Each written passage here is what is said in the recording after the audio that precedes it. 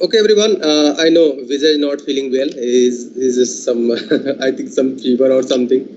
But anyway, thank you so much, Vijay, for accepting the invitation from your busy schedule.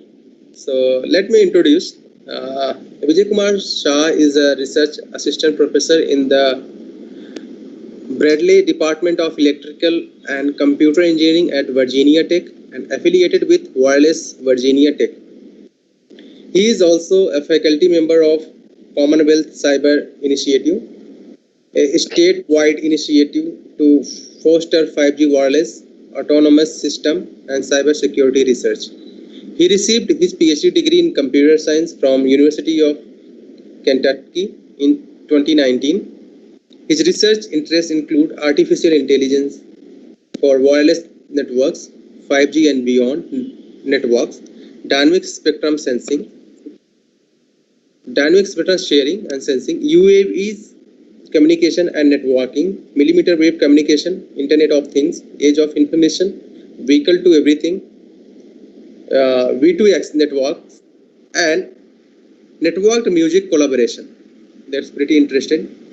He leads the development of Open Radio Access Network, ORAN, enable wireless network testbed at Virginia Tech. His research has been supported by several federal, state, and industry state, including NSF, DoD, ARL, CCI, Google, and AT&T Labs. Thank you so much, Vijay. Now, stage is yours, and Vijay will talk about AI-driven 5G and beyond radio access networks. Meanwhile, actually, Vijay is not feeling well, so if there is some problem, please forgive us. Yeah, I'm so sorry. I'm having this bad cough for some reason for the last couple of days. Anyways, I'll try to do my best so that you at least have some takeaway message from this presentation. It hopefully wouldn't be the complete waste of your time. Thank you for the introduction, Ajay. So as you could see, my topic today is AI-driven 5G and beyond radio access network. Let's get into the talk then. So here is how I have organized today's talk. First, I'll give you a very high level research overview of different kind of research that we do at Wireless at Virginia Tech. Then I will briefly introduce 5G and beyond because I think some of the audience are coming from BTech and so on, so they may not have an idea on 5G wireless. Then I will talk two recent research efforts on this topic, and then finally try to conclude and future work. Probably future work, let's see how it goes, and then finally the questions and the answers, Q&A. Excuse me. Okay, so as you could see here, we cover a decent range of topics within the broad umbrella of 5G network. So, for example, this millimeter wave networks. Here we look at beamforming aspects, and this is actually one of the major talk for today's presentation. Then we also look into autonomous vehicle. Here we have several efforts actually. We have one effort with George Mason University where we look at autonomous intersection management. Then we are also working with Virginia Tech Transportation Institute. It's VTTI. We have our own 2.2 mile long smart road, and we do a lot of real research there with the real cars and the real sensors and everything.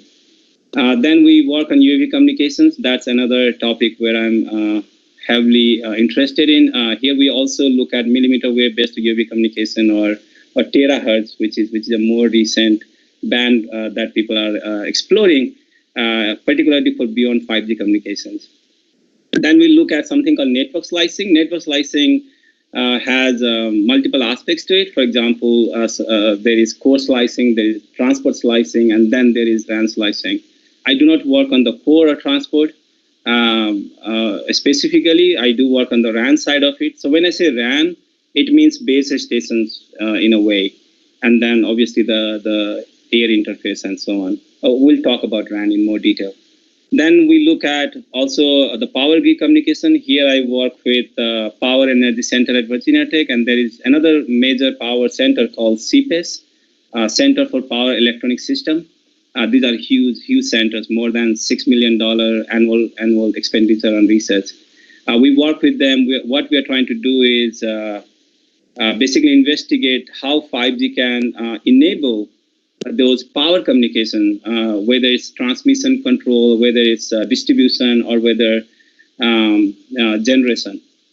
At this point, we are focused more on the distribution side of it. So basically, we're looking at the microgrid where you have distributed energy resources, and then the idea is that these different power devices, in a way, which is generators, smart, so on, they communicate with each other so that the whole smart grid is stable.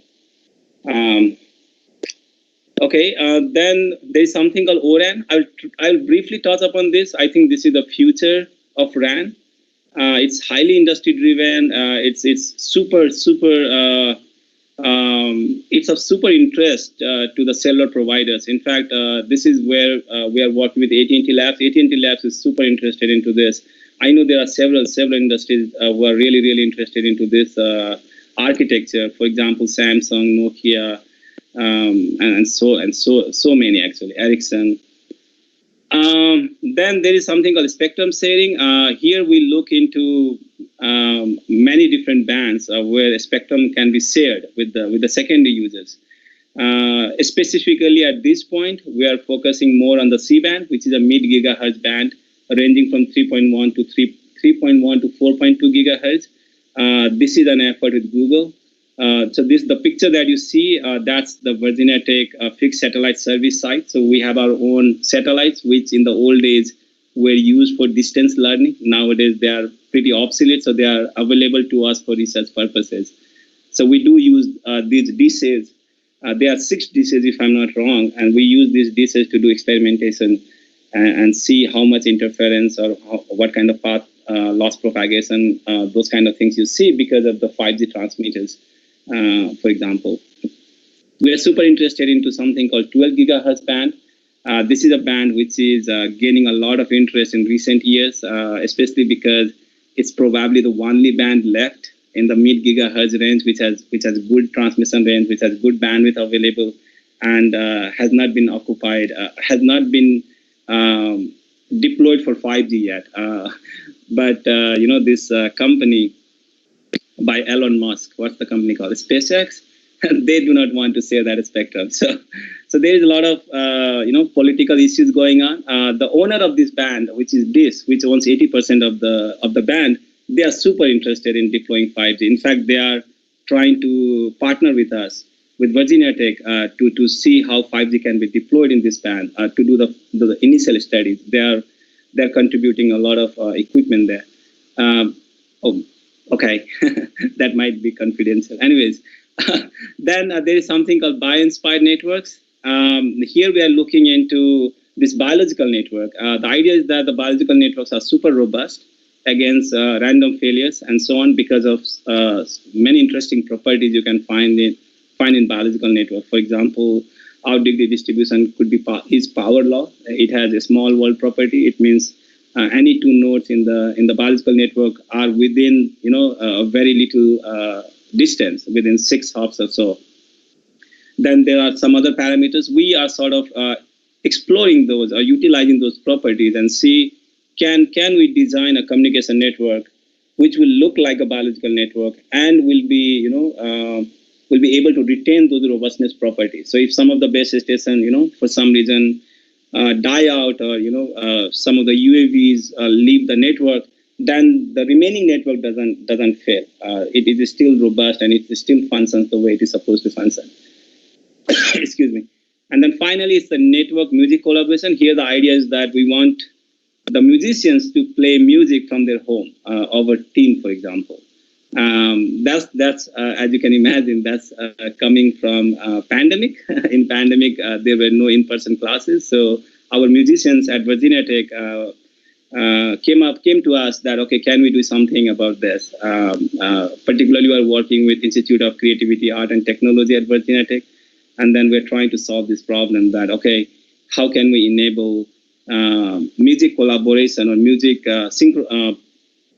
synchronization over the wireless network? Maybe you cannot do it for the whole world, but maybe you can do it for let's say the state of Virginia or the city of Blacksburg, where Virginia Tech is located.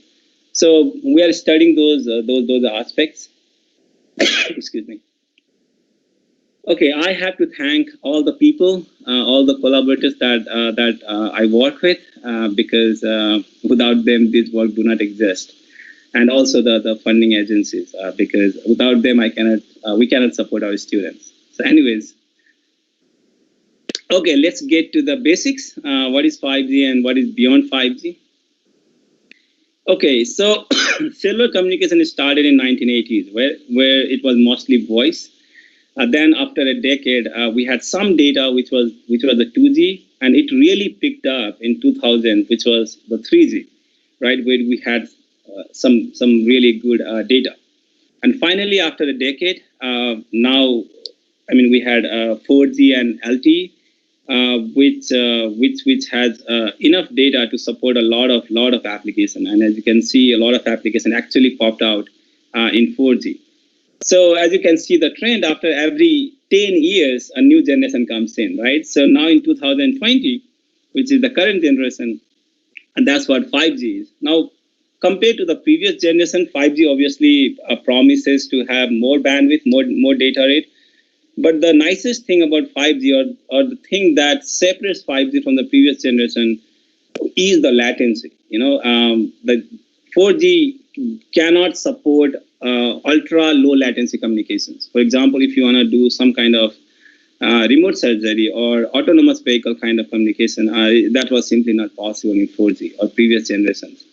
That is something 5G promises. Then there is another thing called massive machine-to-machine type communications, which is this 1,000 times or 1,000,000 devices per square kilometer or so. And then the reliability. Reliability is key in some of those applications. We'll talk about that a little bit in the next slide. But this is sort of the high overview where 5G is going. Now the question, now people are asking what 6G will look like. So far, there is no real consensus about the researchers, but what we see in general that everybody agrees that 6G will be about machine learning, AI, AI-driven or AI controllers in the cellular network, and then we will probably explore terahertz communication beyond this millimeter wave bands. That's obviously two of them, but again, people promise a lot of things. They say the data rate could be 1 terabyte per second. We'll see about that. Maybe in 2030, we'll have a sixth generation and we will find out.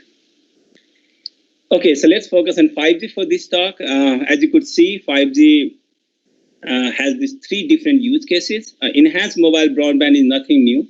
It's coming from the old generation. It's just more data rate. But the other two, the ultra reliable low latency communication and this massive machine type communication, these are, I think, what really drives 5G, according to me at least, that these were simply not possible in 4G. 4G gave you pretty good bandwidth, pretty good data rate. In fact, we'll see in the next slide. And nobody really needed high data rate except maybe AR, VR kind of application. But other than that, nobody really needs 10 gigabits per second of data rate. But if you want to support this next generation of applications like IoT or this remote surgery or industrial automation or self-driving cars, this is where the beauty or the need of 5G comes in. Let us quickly take a look how 5G and 4G stand against each other. So as you could see, the data rate is it says 20 gigabits per second compared to 1 gigabits per second. Then look at the latency. It's 1 millisecond compared to the 10 millisecond. This is going to be really critical. Excuse me. So as you could see, there is significant improvement in 5G compared to the 4G. Okay, now cellular network, as I said, it consists of a mobile core, or basically, in a way, the brain of the cellular network. This is where all the control kind of functionality happens. For example, let's say you want to bill a certain subscriber. So those kind of functionality will happen in the core. If you want to get out of the cellular network to the internet, then that will happen in the core, and so on. Then we have radio access network, which sort of consists all the base stations. And then you have the user equipment, which is obviously a smartphone or an IoT device and so on. So like I said, our focus is on radio access network. So let us look at the radio access network. So this is what the 4G looked like. It was called EUTRON, which is a very difficult name. I think it's Evolved UMTS Radio Access Network, probably. But anyways, it's 4G radio access network. The thing is, it was monolithic. It was a black box kind of a system, very inflexible. You cannot program. It's once the hardware is developed, that's all you have. I mean, you can't really implement anything new on that hardware. And it was proprietary, which is a very big issue, and that's what actually motivated the need of Open RAN, which I will talk in few minutes. So what is 5G? 5G is moving towards virtualization or disaggregation and softwareization. The idea is that you want to disaggregate the whole RAN, the whole base station. So instead of having the radio unit all the way from antennas to the, let's say, scheduling, to the, RRC connection, all these things were happening at the base station itself. But now you are disaggregating all those functionalities. And because you are disaggregating, those components could be made programmable if you softwareize it. So that's where virtualization and softwareization kicks in. And this is possible because of these open source software like SRSLT and OpenN interface. So these are basically this open source cellular software. So you can literally, implement this in a software-defined radio like a USRP, and then that USRP will be able to act as a base station or UE the way you want to, as long as you download and install the software. We do that all the time. I'm pretty sure some of you are very familiar with it. Okay, so let us look at the RAN now. So when I said disaggregation, so these are a very high level disaggregation of the RAN. So as you could see, okay, let me.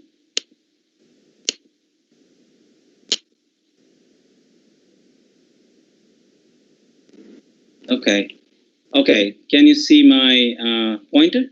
Yeah, we can see it. Okay, great. So this is your the cell site, right? Then you have the radio front end, right? And then you have the physical layer. Physical layer is broken into this lower physical layer and the higher physical layer, which basically, so in the upper physical layer, you do the functionalities like channel estimation, modulation, demodulation kind of thing. In lower physical layer, you do this FFT, resource demapping, and so on. Anyways, let's not get into that. But then you have the MAC layer, and then the radio link control, and then finally the PDCP, and then this RRC, the control plane. So this is how, at a high level, this is how the disaggregation looks like. What ORAN does, or what this 5G RAN is trying to do, is break this into three parts or components. So this part here, the radio unit, which is radio front end and the antennas and the lower physical, which will be in the cell site itself. Okay, so here there is not much programmability yet, but nobody is stopping you. So if you want to do it, sure, you should do it. In fact, we do it all the time. Then there is distributed unit. Distributed unit consists of this upper physical layer, then MAC layer, and the radio link control. This is going to be on the servers. Okay, so now since it is going to be on the servers, now you can imagine that you can implement a lot of RAN functionalities. For example, in the MAC there is a scheduling, right? You can do the scheduling if you want. In the upper PHY there is modulation and demodulation. So if you want to do some kind of modulation classification, you can do that. If you want to do some kind of channel estimation, you can do that. So those kind of functionality is made possible because the distributed unit exists in the server, not on the cell side. And then finally you have the control unit. Now, because you have this disaggregated RAN and you have the capability to control it or program it, there is something that is being proposed is called this RAN Intelligent Controller. That this is basically this new programmable API which should be able to implement different functionalities or different controllers. And this is what brings us to this something called Oren architecture. O stands for Open, RAN you already know, Radio Access Network. So let me give a brief overview here. So it was founded by AT&T and then a few other companies in 2018. That the core principles here is the openness, that all the components are open. They are not proprietary. Okay, you can buy CU from a vendor and then DU from another vendor, and you can still integrate together to make it a base station or to make it the RAN, and it will work. This was simply not possible before because it was all proprietary. So if you buy antenna from one vendor, you have to buy everything else from that vendor. Okay, so this is one of the core principle, and this is one of the main driver for ORAN. Then there is something called intelligence, and that's where the AI comes into picture. That now, because everything is disaggregated and everything is open, and there are these well-defined interfaces. I'll briefly talk about interfaces. Because of that, now you are able to implement your AI controllers on the RAN, which was simply not possible in the older version of RAN. It supports 7-2x, but nobody is stopping you to implement any other split. For example, if you want to work with IQ data in the time or frequency domain, then obviously you need splits like 8, right? But by default, according to the industry standard, this is the split ORAN is following as of today. Okay, so let us quickly look at this. So this one here, the greenish one, this one is called SMO, Service Management and Orchestration Framework, and it consists this non-real-time RIC, or non-real-time RAN intelligent controller. The reason they call it non-real-time, because it's non-real-time. So the time it takes is more than a second. Sometimes people say 0.5 seconds, but let's not get into that. But it's basically in range of seconds, greater than seconds. So now you can imagine the functionalities you want to implement, which is okay to be run at second level, then you can implement that in non-real-time RIC. Okay, for example, service provisioning, or if you train your AI ML model, you can do that here. Or let's say you want to do network slicing, which can be, which is okay to be run after every 0.5 second or 1 second, you can implement it here. Or some kind of policies. Let's say network provider wants to, enforce some kind of policies to the RAN, then they can do it here. Then there is this something called near real-time RIC. This is a much faster one, near. The reason it's near because it's in the order of 10 milliseconds to 1 second. So now in the order of 10 milliseconds. So there are several functionalities you can actually implement here, right? And the way you implement, it's something called X app. So it's basically a sort of a modular function that you implement here in the near real-time RIC. So for example, you can implement beamforming, you can implement a scheduler, you can implement what else? Traffic shaping, anything you can imagine which is okay to be run within this time frame, within 10 milliseconds to 1 second. As long as your application is fine to be run on this time granularity, it is okay to implement here. And this is where most of the focus is right now in the ORAN community. Then you have the CU, the control plane and the user plane. Then you have the DU and the RU. Now see these things, this E1 interface or this E2 interface, these are the things which makes it very interesting. So now this between near real-time RIC and all this CU and DU, it has a well-defined interface called E2, So now if you buy near real-time RIC for somebody else, CU DU from somebody else, the good thing is that because this E2 interface is standardized, they have to support this interface, and that's what makes it compatible with different vendors. And this E2 interface is basically to send your control commands from near real-time RIC to the CUDU. For example, let's say you make a decision on scheduling that, okay, this resource block or these resources has to be implemented to whatever, right? This user by this base station. So you can enforce those decisions through E2 interface. Okay. Now this A1 interface is to is to make this communication happen between near real-time, non-real-time rig to near real-time rig. Okay, so for example, if you want to, let's say, send the trained model in the near real-time rig, okay, you can use this A1 interface to do that. Or let's say you want to send the policies to some of the XApp, then you can do that. All the data collection from RU, DU, CU, whatever, it happens through this something called O1 interface.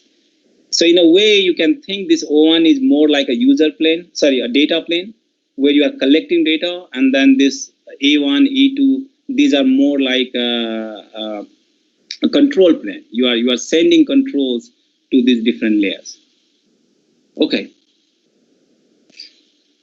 Okay, now let us see the similarity between the RAN pipeline that I discussed a few minutes ago and the way it is supposed to be implemented, or at least it is envisioned in the near future to be implemented in the Oren architecture in this fashion. So this RU, this radio unit, it is supposed to be proprietary in cell site, and this is how they are going to talk. And then this interface is the open front hall, which we just saw, right? This open front hall. Then this DU and CU are supposed to be implemented on the edge cloud. It will be closer to the base station, as you could see here. The idea is that this DU will probably so let us look in this way. So you have a base station, a particular city, let's say, will have tens to hundreds of base stations, right? Then your DU could be at the city level. That the DU is controlling tens to hundreds of the base stations. Then you have this near real-time rig, which could be at the state level, for example. Or again, it's up to you, like what kind of functionality, what kind of time delay you want. Depending upon that, it could change. The DU could be much closer to the base station, and then the near real-time rig could be at the city level, And non-real-time rig is usually, as you saw, the time requirement is not that critical. It could be in the cloud if you want, right? And it could be at the state level or at the country level. Who cares? So depending upon what are your priorities, how many base stations you have, how much control you want, right? Because if you get non-real-time rig, you see that you have a much global view of the network, right? So you can do much better optimal decisions, but at the same time, super slow, right? And then the DU, the CU, it's obviously you have a little better view than the cell side, but it's so much faster. So now there is this concept of global view against the timing constraint, and also there would be some overhead, right? Because you need to collect all this data using O1 interface. So these are some of the decisions the cellular providers have to make for them. But this is the idea that near real-time rig would be covering a much larger base station compared to the CU-DU and so on. Okay, so to give a little to give a little more idea on this. So this non-real-time rig, as we already discussed, right? It's more than 1 second. These are some of the functionalities you can do. Near real-time, they call it loops because of this coming back through O1 interface. Then you can run the inference model or the train model. You can make these decisions, which is okay to be run in these time frames. People are envisioning this real-time loops where you implement these AI models or you implement these controllers in the DU, RU, and probably the CU. But this is not yet a part of ORAN. This is something people are looking into. In fact, we are trying to integrate this in our testbed, but this is not yet a part of ORAN standard. Okay, so this is our testbed. As you could see here, the top one, the SMO, the Service Management Orchestrator, we have implemented all these parts, the A1 interface, near real-time rig, and so on. We have also implemented this part. As you could see, the UE, the core, the radio unit, the CU-DU, and these are all based on SRS-LT. SRS-LT, as I talked before, right? This SRS-LT and OAI, the open air interface, these are the two very popular open cellular interfaces, cellular softwares. For the radio unit, we are using, again, USRPs, UEs, we are using USRPs again.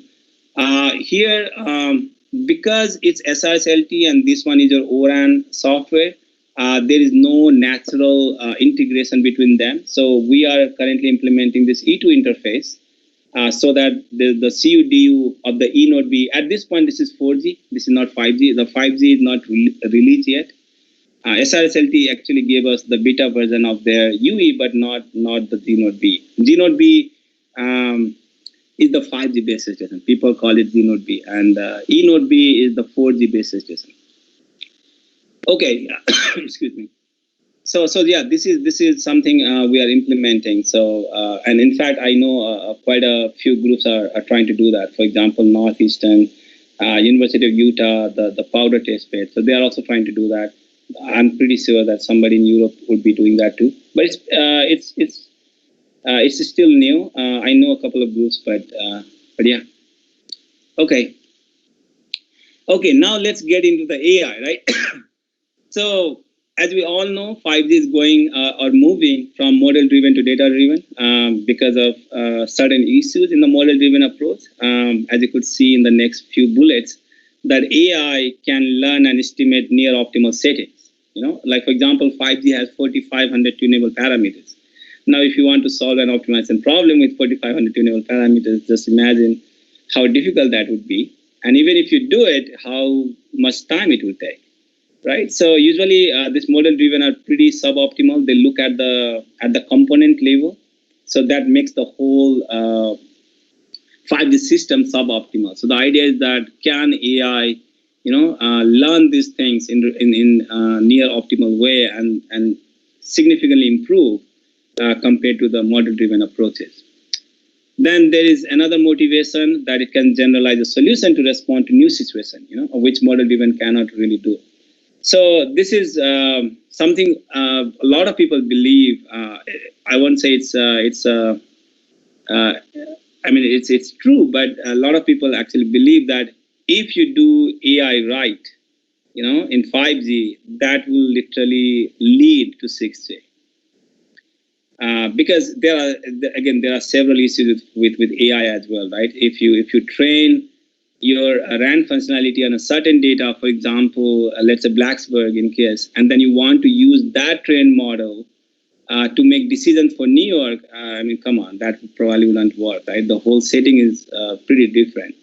So again, right, so these are some of the issues. Again, there are issues with the data availability. It's not that widespread as people usually see in the visualization community or in the imaging community or natural language, but they have much more data than we do. But there is a lot of opportunities, as I said. For example, in case of channel estimation, you can use something called deep generative networks that could estimate this highly dimensional wireless channel, which is super hard to do using model-driven approach. For example, in case of scheduling, you can use something called reinforcement learning that could, schedule a resource block to multiple users and can adapt over time. If channel changes or certain thing happens, you should be able to adapt. You can use something called federated learning, for example, which I was actually talking to Ajay a few minutes ago, that it can leverage each UE as a sensor to provide a holistic view of the interference and everything going on there, and coverage issue, for example, across a broad region, right? Beamforming, I'll briefly talk about it. Then we can also look at this spectrum sharing approaches where you can use something like deep eco Q network, where for this dynamic spectrum sharing, when your environment is changing and you have limited training data, so deep EQN it works very well when you have limited training data. So yeah, so AI has a lot of opportunity in literally every aspect of 5G RAN and beyond, actually. Okay. So here are the two works. The first work is the deep learning based initial access design for millimeter wave networks. You can find this paper at archive. The second one is on deep Q networking for ease of information over scheduling for UAV assisted IoT networks. Which is under revision. We'll see about that. Okay. Okay, so initial access design. Before we get into initial access design, let us briefly talk about millimeter wave. So millimeter wave is a key enabling 5G and beyond technology. It basically refers to 25 to 300 gigahertz. People sometimes say 30 to 300 gigahertz, but anyway, let's keep it 25 to 300 gigahertz, because in US at least I see people are treating 28 gigahertz as a millimeter wave band.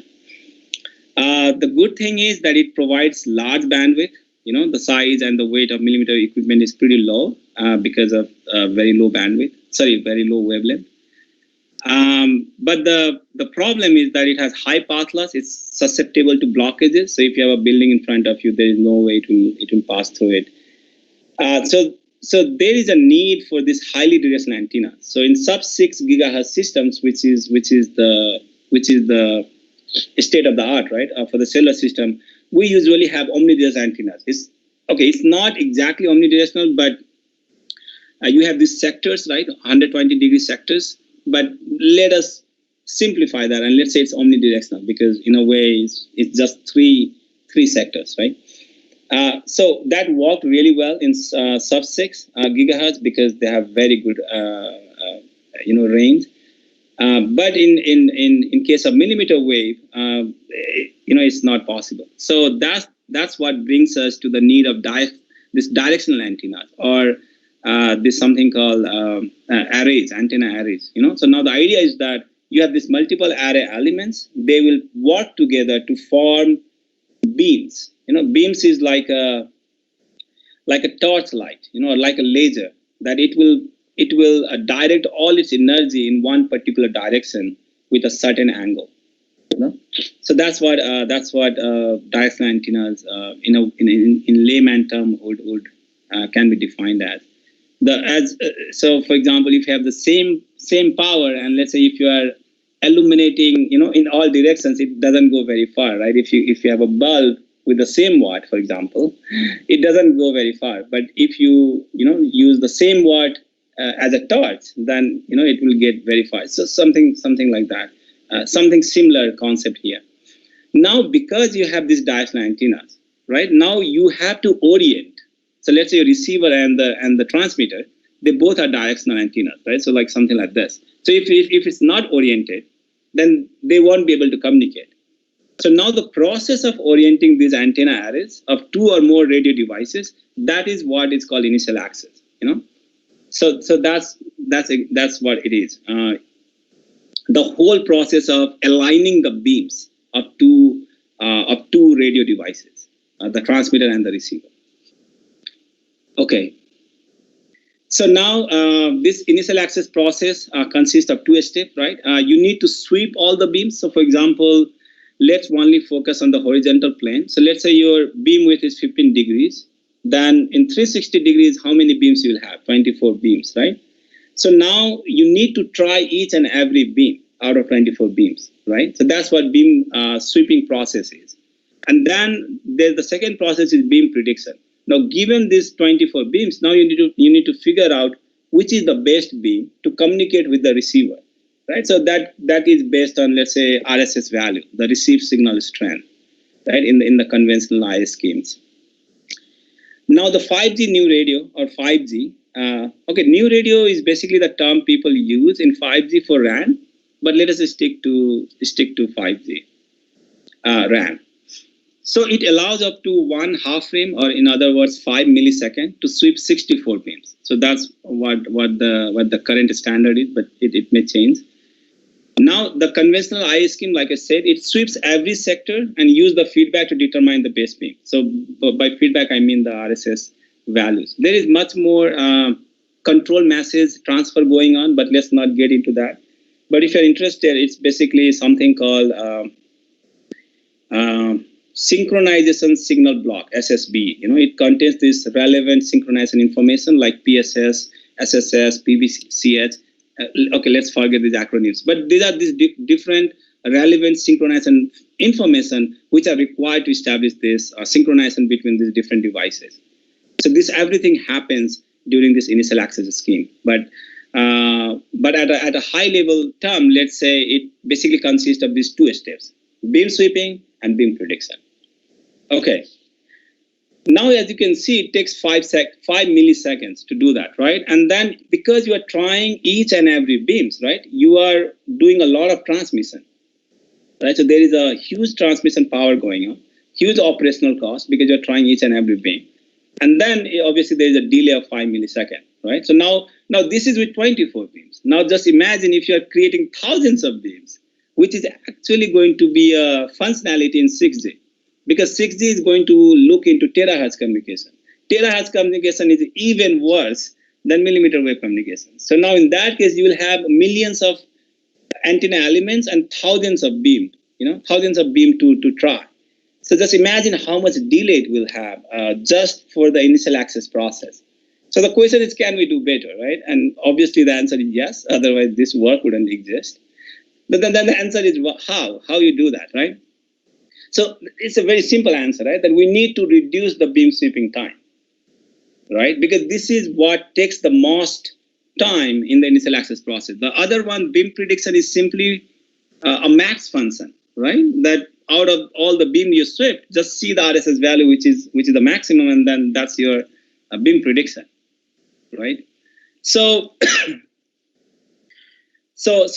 what is the takeaway message here? We need to reduce the number of beams to be swept. So instead of trying all the 24 beams, can I simply try a subset of beams, like 2 or 4 out of them, and can it give me this initial access, a reliable initial access?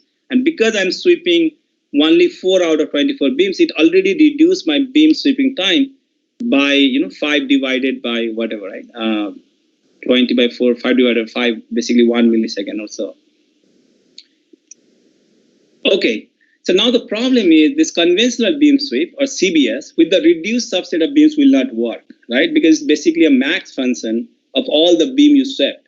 So if you don't even try the beams, then you will never find a receiver in that beam, right? So this brings us to this mapping, that how do you map from RSS measure from a subset of beams to the best beam? Now, best beam could be any one of those 24 beams, right? So now, on top of this, you have channels, channel condition, which could be line of sight, which could be non-line of sight, there could be shadowing factor and so on, which becomes even complex. And this is what motivated us to use this data-driven approach, to reduce the number of beams and use only a subset of beams to improve the IA time, but at the same time, do not compromise the reliability of initial access. And this mappable nature is actually very well suited for deep neural net. And that's why we use this deep neural net for this work, and we call it deep IA, deep initial access. Okay, now there is this additional advantage we get, which was not anticipated, but it's a good thing. It reduces the temporal and spatial footprint of the signals, of the transmit signals over the air, right? Because you are not trying each and every beam. So what does this mean?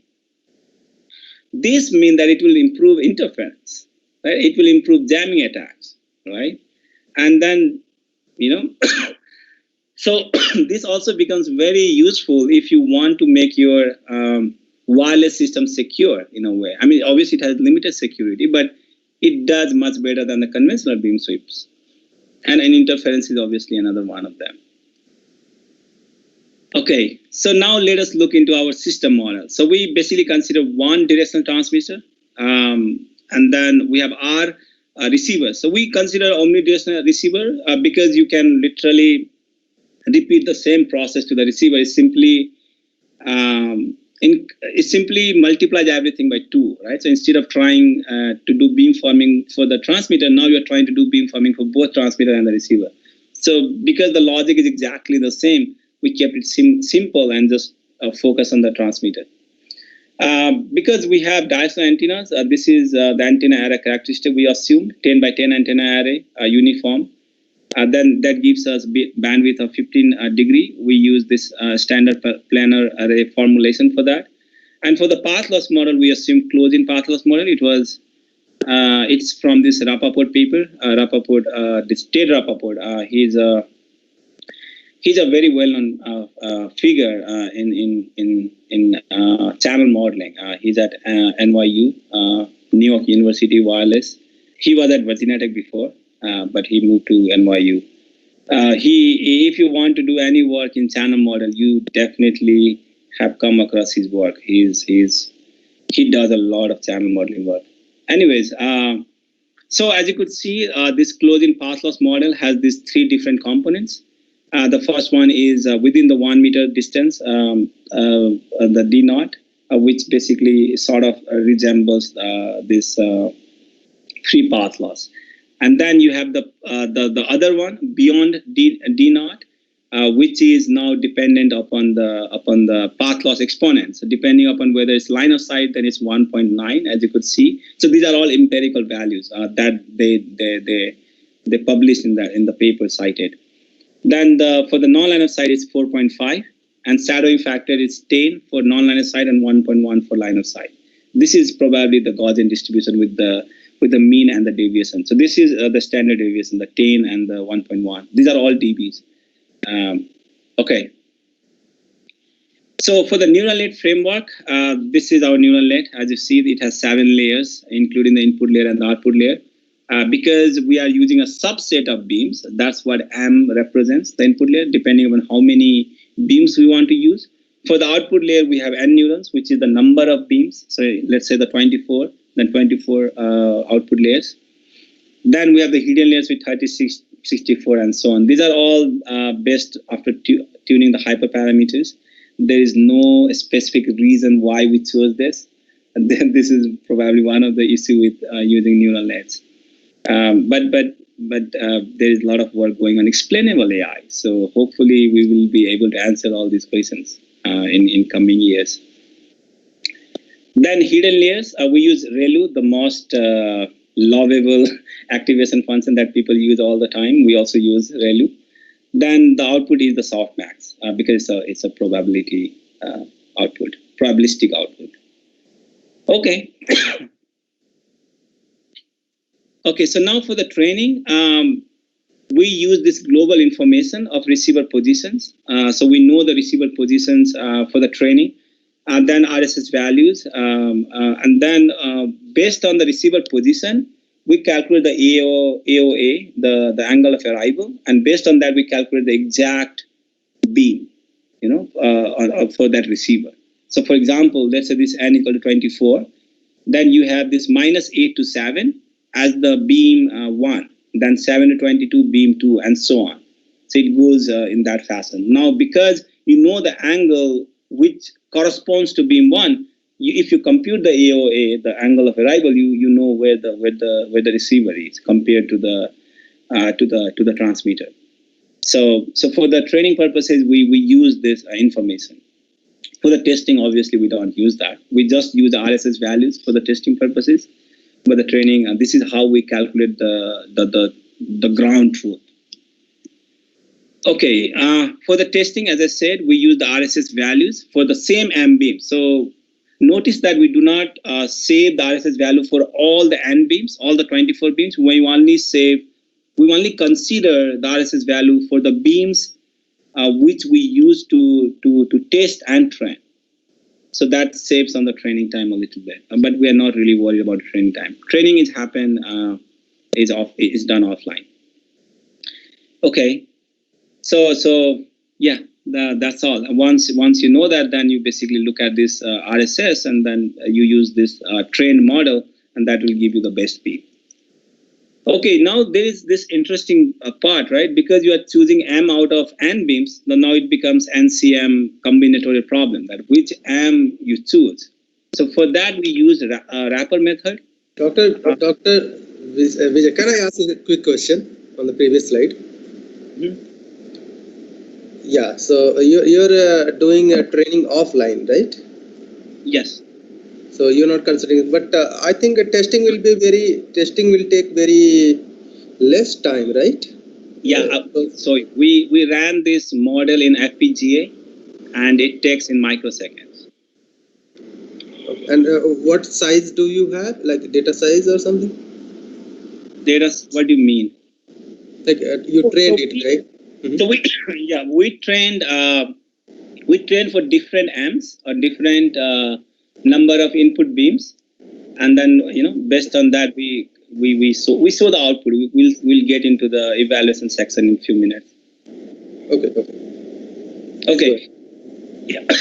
So now the problem with the wrapper method is that with 24 input variable, it immediately gets into this million of combinations, which we saw it took more than 30 hours to do that. So it was not really practical. So what we did, we utilized a very simple variant of the wrapper method called naive sequential feature selection.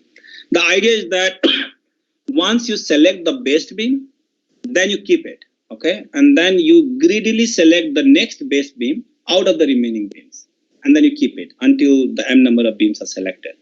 So you do not try every combination of m beams. You always, keep the best beam in a greedy fashion. So that's what this algorithm basically says. But I hope the idea is clear. And it drastically reduces the search space to just 300 combinations. Okay, now for the simulations or for the experimentations, this is our simulation setting. The transmitter location fixed at 0, receiver location between -25 to 50.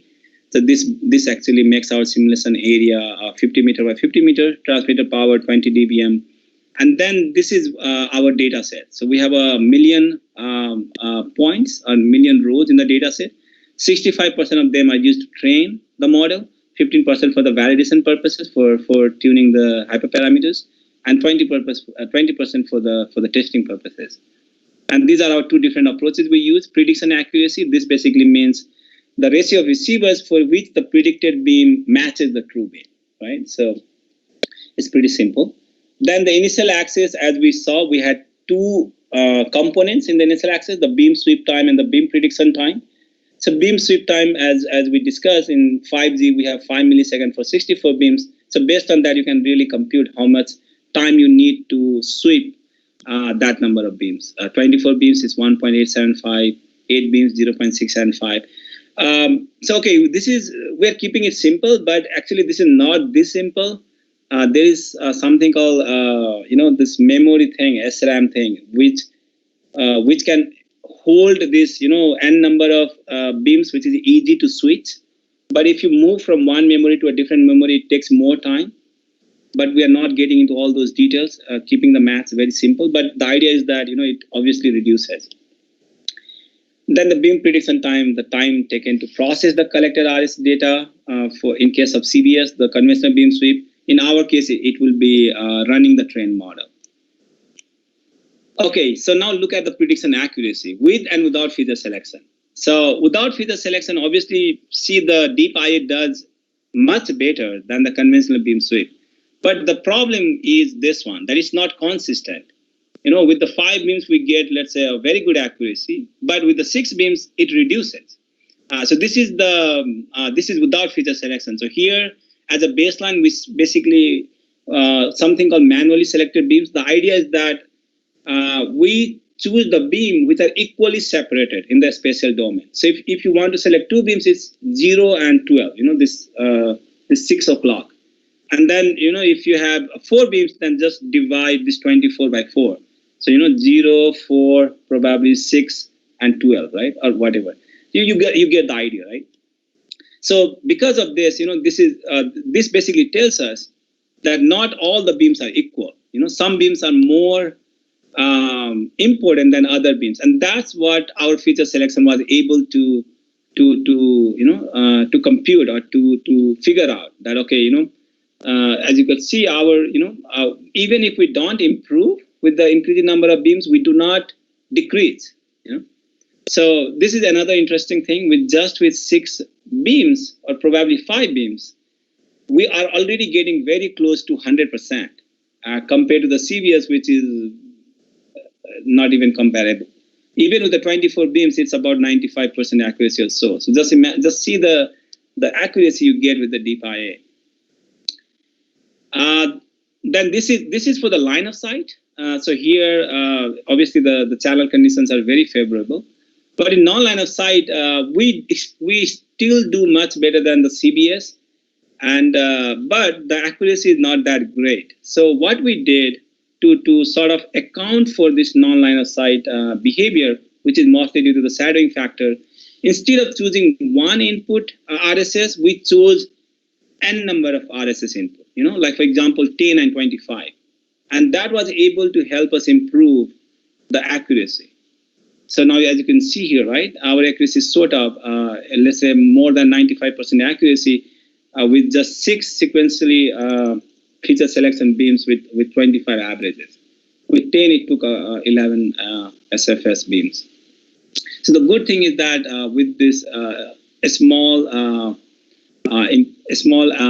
step to our training data. So as you can see, we build this training data not just with R and M. R is the number of receivers, which is 10 to the power 6, if you remember from the last slide, and M is the number of beams in the subset. So that was our initial data set. And because we only consider one RSS as a snapshot for each setting, now we are considering S a snapshot. So S is basically 10 or 25. So depending upon that, now our data set has increased.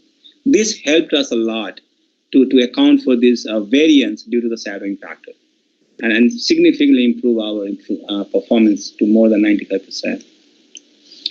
And this is the confusion matrix. As you could see, it gives more insight where the deep IA is getting confused, and similarly where the CBS is getting confused. So if you see just with 4 beams, deep IA in line of sight is doing pretty well. There is literally very little confusion. For the 7 beams, we do confuse with the adjacent beams, as you could see, which is reasonable because your adjacent beams lie in the side lobes, and side lobes has a pretty good RSS, right, compared to the main lobe. So it's kind of understandable that why it gets confused sometime with the adjacent beams. Excuse me. Now in the non-line of sight, even with the 24 beams, as you could see, the CBS gets confused with the adjacent beam, and the reason is always one step below is because it takes the max operation, and it goes in this one particular direction, and it always confused with the guy which you receive the highest RSSI, and you just choose that. In case of non-line of sight, it gets confused with the back lobes, with the side lobes, with all the other beams where the RSS value is comparable. So this tells us that how much reliable our deep IA approach is compared to any existing state-of-the-art IA schemes.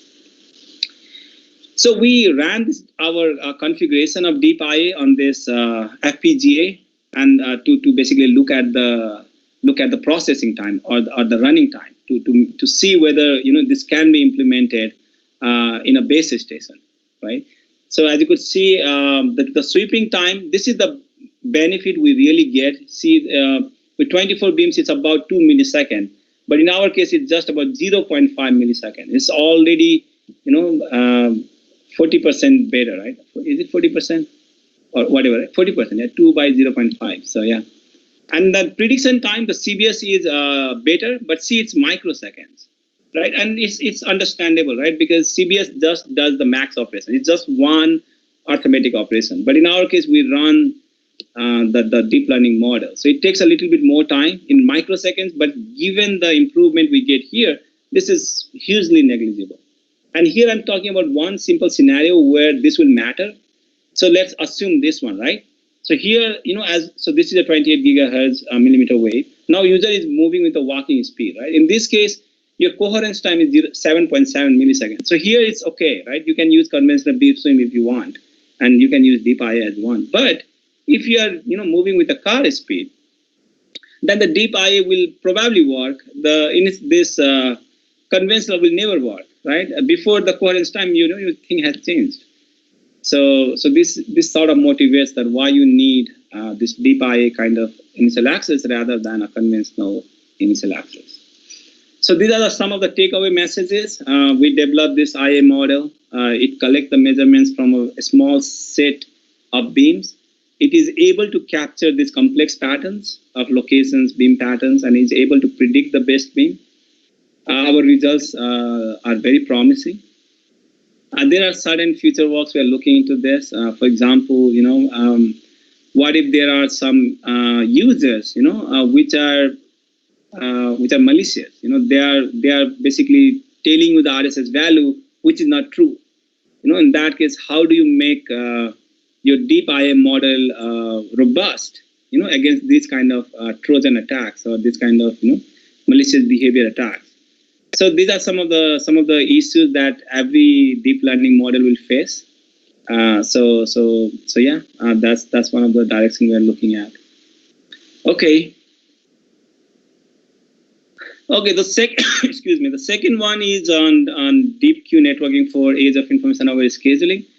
This one, I'm wondering if we should talk about, but let's talk about at least the age of information, so that if you want, you can look at the literature, because I think this is a very interesting topic. It's relatively new. It came out in 2012 from Will Lab, Rutgers University.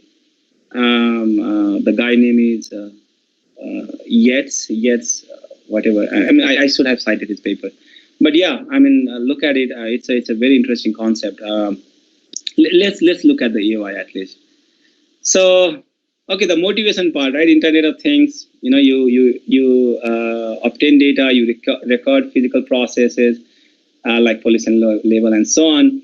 UAVs are increasingly becoming very popular for monitoring such IoT devices. The idea is that the UAV will collect the data, process themselves. If they process themselves, then it's one hop, right?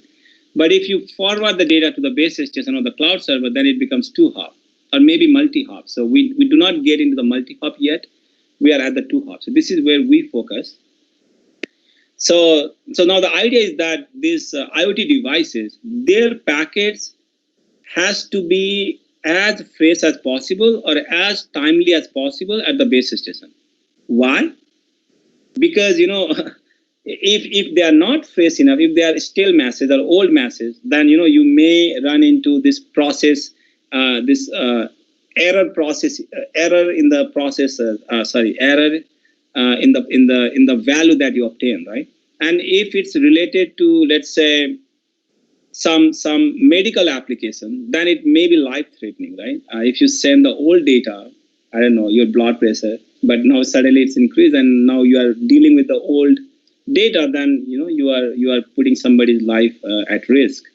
So sending this information as timely or literally with no staleness is ideal, but that's simply not possible, right? Because this is a communication network. So now you are dealing with the channels, you are dealing with contention, you are dealing with queuing and so on. So now the idea is, can we improve this freshness of the information? And that's what age of information captures. And that's why it's getting so popular, because this traditional metrics like network latency or throughput, they cannot capture this freshness of the information. I'll tell you why. So now, given this motivation, the idea of this paper was to design this optimal scheduler policy for this UAV network. And this is challenging compared to the one hop, because if you see here, it involves two steps rather than a single step, right? You have to sample IoT device at the UAV, and then you need to update those sampled IoT devices packet to the base station. And there is this ordering, right? That if you update first, then there is no packet. So you have to sample first that particular IoT device, and then you need to update to the base station. So it's slightly more challenging than dealing with the one-hop communications, which is the current state of the art. So yeah, now in the age of information, let us look at this. So let us look at this part. So if you increase the rate of update, at the IoT device, for example, instead of sending the packet after every 30 minutes, let's say if you transmit packet after every 1 minute, right? Then obviously the idea is that it will be more fresh, right? Because you're generating packet after every minute. But because you're generating packet every minute, it increases the throughput, right? Now you have more packet you're transmitting per minute or per unit of time. But it also means that you're increasing the delay, right? Because now you have many packets on the channel. So now there will be, congestion, packet may get lost. So that will increase the delay. So this is what is happening, right? This one, right? So if your throughput is increasing, your delay is increasing, right? Now, if you want to reduce the channel delay or the communication delay, then you need to reduce the throughput, right? You need to transmit fewer packets at the lower rate, right? So now if you transmit packet after every 30 minutes, then you won't have congestion because there are very few packets every minute. So it means you literally have, let's say, zero delay. But because you are generating packet or transmitting packet after every 30 minutes, that 30 minutes is already a delay, right? Because the newer packet, the packet at the base station is already 30 minutes old, because you transmit another packet after 30 minutes, right? So there is this trade-off, how frequently you should generate the packet or transmit the packet, and then how much throughput there should be. And that's what, brings this concept of age, that, it's neither of the extremes. It's not the minimum delay. It's not the maximum throughput. It's somewhere here, which balances the freshness of the information at the destination, at the base station, or whatever your receiving node is, a cloud server, for example. So that's what this captures, which is not really captured by minimizing latency or maximizing throughput. Let us look at its nature a little bit. So, so here, let us go through the notation. So all the TIs, T0, T1, T2, T3, and so on, these are your packet generation time or status update in case of IoT device, right? Then let us say this TI dash. So all the dashes, these are a reception time at the destination, right? So like T1 dash, T2 dash, T3 dash, and so on. So now let's say a packet, was generated at T0. So at that time, let's say at the destination, the age of information was some non-negligible value. It could be something, let's say wait time or something. Then the packet, because the packet was not received at any of this time, right? The packet only got received here at T1 dash. Because the packet only got received here, the age increases linearly, and then whenever it receives, it decreases to that, value. Now, excuse me, the next packet is received here, and that's why it increases linearly. Now, again, why linearly? There is no, it's sort of capturing the time, right? That's why it's increasing linearly. But if you want to, let's say, capture scenarios where, somebody's packet has more criticality than other devices' packet, then you may want to use different functions. Instead of linear, it could be a nonlinear function, like a log function or an exponential function, right? And that is something called nonlinear age of information. You can look at the literature, right? Then there is even interesting concept like value of information, that it doesn't really matter how quickly you get your information, but it matters how much improvement you get. Like if there is no improvement, because of the newer packet you receive, then it doesn't matter whether you receive the most recent packet. Those things are useful in some of the IoT monitoring scenarios, right? Where, let's say, you are able to predict or things are not changing much, right? In that case, you probably don't need the most recent packet, but you need those packets, which sort of, gives you a newer information which was not in the previous information, right? In that case, you really need that information. So that's what brings this sort of error estimation and age together, and it's known as value of information. And there is even more interesting concept you can look. In fact, in all these communication conferences like Infocom and MobiHawk and so on, you will find at least 3 to 4 papers on age of information every year. Probably last year there was something called age of outdated information. So yeah, if you want to explore it, there is a lot of research activity going on in this domain. One interesting thing, if you see, age of information exhibits this sawtooth pattern. Like you see, right? This sawtooth pattern, which was an interesting observation. This site is or this reference. I think this is a very good reference to get introduced to the age of information. If you want to explore this idea, I think probably you should start here. Okay, then this part, let us skip that. I don't know. Yeah, let us skip this part then. In that case, let me just give me a second.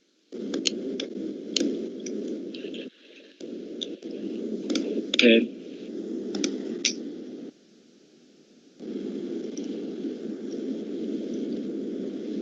Okay. Oh. Okay. So, anyways, let's not get into this. But there are some other works that we're doing at Vacinatic. For example, we want to integrate this deep IA and this Age of Information Optimal Scheduling as XApp in the near real-time brick, which we discussed a few minutes ago. Then we are looking at the scheduling aspect of it, or this radio resource allocation aspect of it. We submitted the first version in IoT Journal a few weeks ago. We are also looking at interference or channel estimation using deep learning again here. Mostly we use CNN. And we are also using variational autoencoders to augment our data set with some synthetic data set to improve the performance, obviously. So there is this another concept we are exploring. We recently submitted a revision in communication layers. The idea is that when you have UAVs operating at very high frequency band like millimeter wave and terahertz, then obviously you have a line of sight. You have a certain beamform, right? But on the user side, they also have a line of view. The user cannot be covered from all the directions, right? Because of the buildings in one side, or because of something, right? So given that it's critical that you should align the user's line of view and the UAV's line of sight in a way that they face each other. They are always in the line of sight. So that you can guarantee this maximum capacity that this different high frequency band promises. So this is our motivation for this work. We did the first work, but there are other things to be followed. For example, there could be very strong non-line of sight links, right? Because of the this constructive effects, interference effects due to shadowing or whatever. So how do you characterize them? How do you analyze them? And how you can utilize them? These are some of the questions we are asking. Then there's another one, that this UAV vibration, right? The UAV are not really terrestrial cellular base stations. So now you have this UAV which keep vibrating. So now because it's vibrating, now imagine these beams might keep changing, right? So now the question is, how do you nullify this, right? So these are some of the interesting questions here. So on the network music collaboration, just to give you a preview, the use case we are looking at, it's called Vision String Quartet. It's these 4 different musicians who play together. There is this world competition every year probably. So now the thing we're trying to do is how we can use 5G and on top of that AI machine learning techniques to address this low latency demand. So as per our collaborator, in fact, we also did some literature survey that, to really enable synchronization between these different musicians, you need a latency of less than 20 milliseconds. Now that is not possible in the current, internet application which supports music playing. When we did our initial search, we saw every this browsing based applications had a delay of 1 to 7 seconds. So this is the thing we are trying to do. So I mean, we are actually building our own testbed for that. We hired a few musicians to play this string quartet for us. So we are looking at this, that okay, maybe some of the 5G capabilities like mobile edge computing, right? You are bringing the computing to the base station. So now you don't need to go all the way to the core, which is another 10 milliseconds of delay. So maybe that helps reduce the latency a lot. Then we have concept of URLLC, right? Ultra reliable, ultra low latency communication, which promises to give you 1 millisecond of delay. So these are some of the interesting 5G capabilities we're exploring. And on top of that, we are using AI machine learning to account for the losses or corruptions, that may happen to the packet in the network. Then we can have this learning model somewhere in the network, probably at the base station, which will not get invoked as long as everything is running fine. But if something is wrong, so let's say some musician packet got lost, right? In that case, the learning model will kick in and try to accommodate for that lost packet so that the synchronization doesn't break.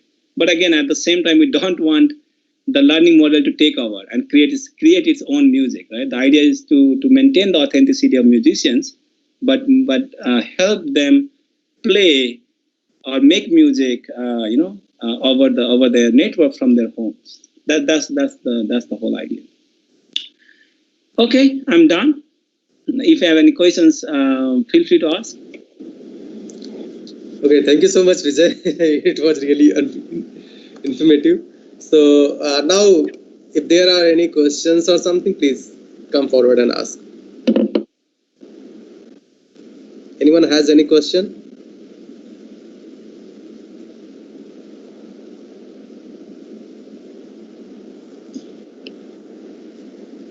No? Is it heavy loaded or something?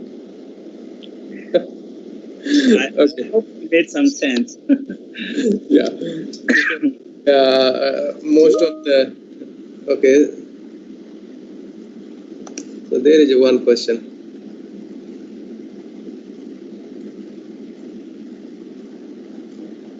I didn't get what he's trying to say, but he has mentioned, sir, was the problem a sequential problem like the data set, was it sequential? So I think he's asking, your data set was sequential?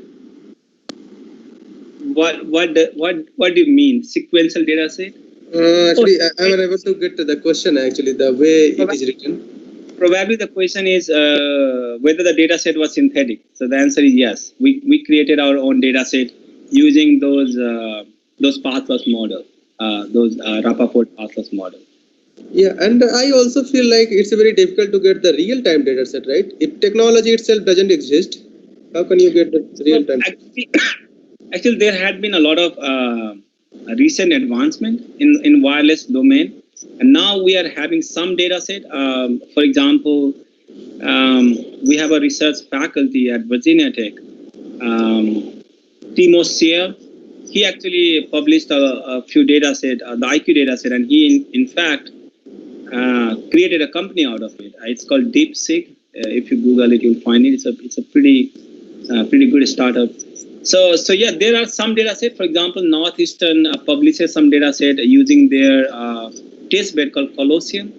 It's the world's largest RF emulator. So they do publish some data set. I know NCSU, this North Carolina State University, they have the testbed Air Power. So they publish some wireless data set for the UAVs. So it's coming up. It's not as widespread as other domains, but it's coming up.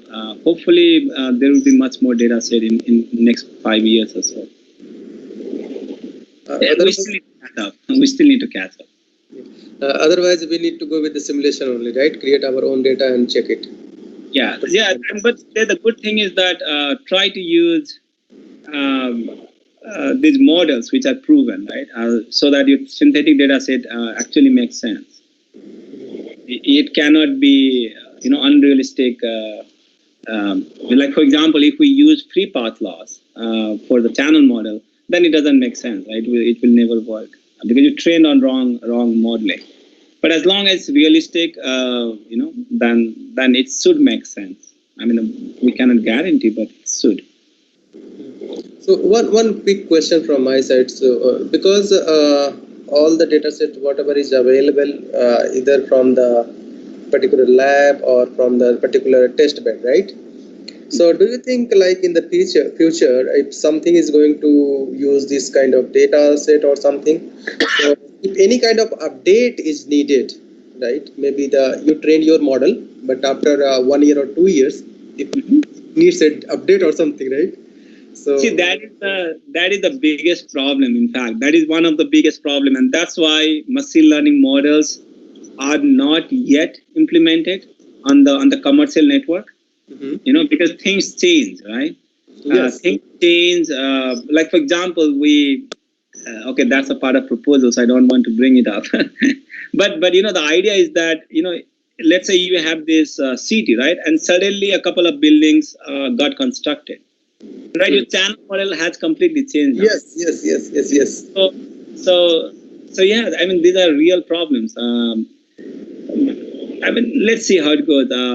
But the idea is that, as long as you are training, so when we say training model, right? So it doesn't mean the training cannot happen again, right? You can train your model as fast as 1 second, right? In the non-real-time rig. But you probably don't need 1 second. Let's say if you train your model after every 1 hour, then probably these issues would not be critical. Not substantial change will happen in one hour, or let's say 30 minutes. So there is this option of retraining your model. But yeah, I mean, if something critical happens within the inference model and the new training, then your machine learning model failed, right? So so these are some of the issues we are still dealing. So other concern is like, suppose you want to update your system, right, based on the new available data. So don't you think the latency other part will come into the function, into the picture, right? So that's why I asked the question, right? Did you consider the latency part while training your system itself? No, so when we train, it doesn't mean we wait for the training. So until that time, you are still using the old inference model. So once the model is trained, once it's sent to the, let's say, near real-time rig, then your trained model got updated, and then from that time step you can use that trained model. So it doesn't mean you wait for all the training to happen. Training may take hours, right? You cannot really wait. Yeah. So obviously the idea is that I mean, at least what I've seen in recent work, that you try to come up with like this offline training first with as much as you can, and then try to fix these minor issues in the real time, not real time, in non-real time. That whatever train model you deployed, it still works fine, and then then if something happens, then the model is getting retrained. So hopefully this will be much more robust. No. So don't you think if you are going to retrain, or you are going to add new feature into it, obviously you are supposed to suspend the system for a while? No. Why would you suspend? No, training happens in the non-real-time rig, so you can train as much as you want. Okay. So you're not going to, the training will not affect the real-time application, whatever is going on currently, right? No, you have a trained model, so you use that, until your model, the trained model, get updated. So training time doesn't matter to you. Okay. So, but if you have a single system, don't you think that would be feasible? Like on the same system, you want to do both the parts? Yeah, in the same system, we do a lot of things. Did you notice that we have this, excuse me, we have these thousands of X apps. Everybody does everything else. Somebody does traffic sharing, somebody does spectrum sharing, somebody does beam farming, somebody does, I don't know, scheduling, somebody does whatever, right? So yeah, we expect all those functionalities to be supported. And one of them is AI training. Okay. So it will happen. It won't affect the system, and it will happen in a different server. So as long as your server is strong enough to support all these functionalities, you should be fine. Okay, so there is one quick question we'll take.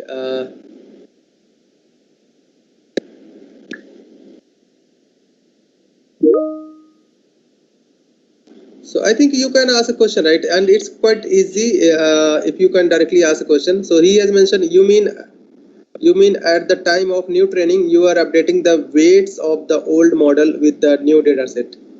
Yeah, that's true. Yes. Yeah, if it's a neural net, yes. But if it's a different network, then different things will update. So there is another quick question. Let's take this one, and this will be the last one. I know it's very late at your end. As you mentioned earlier, not everyone needs the 10 Gbps from 5G, right? Also, the ultra low latency is also mostly industry required stuff, right?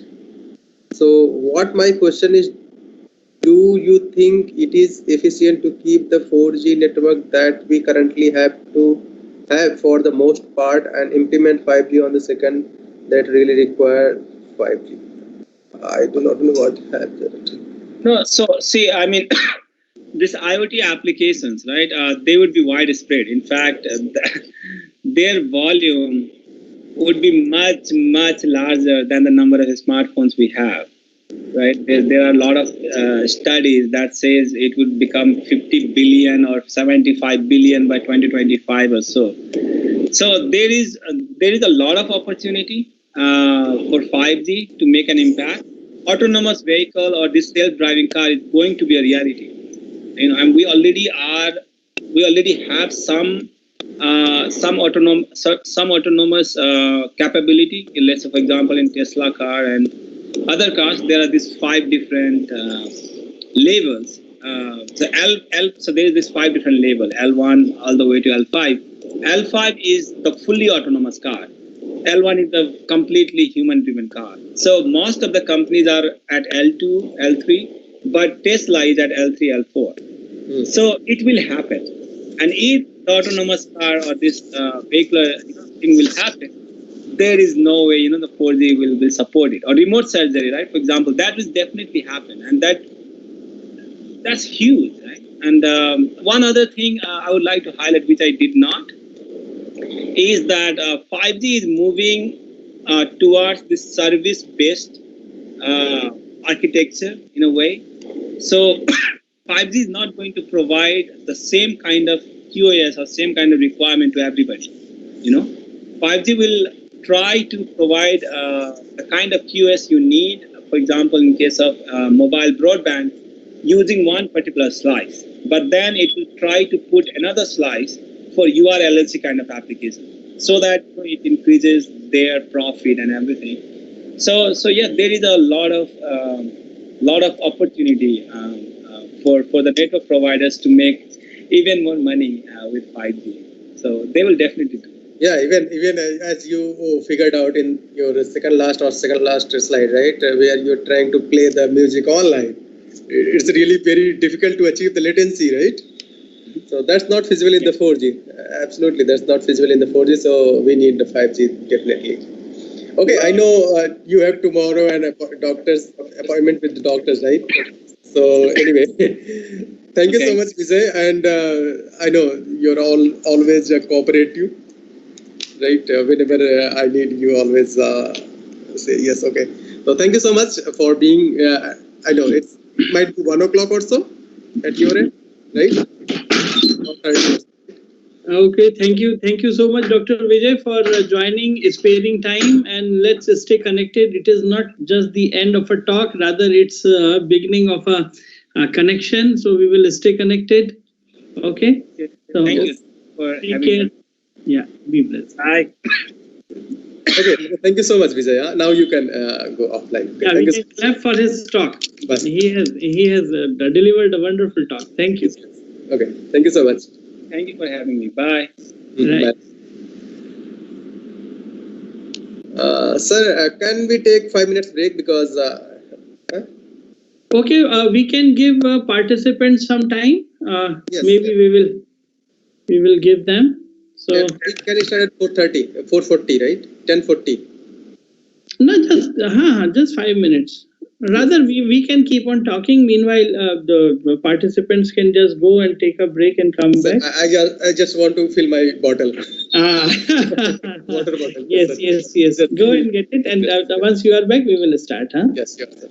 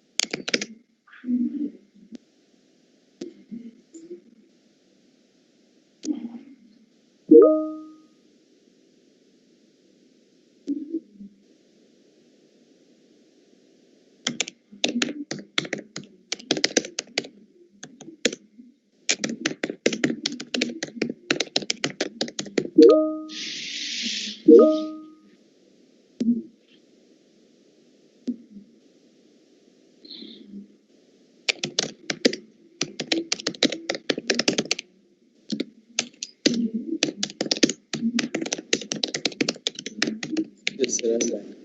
Yeah, welcome.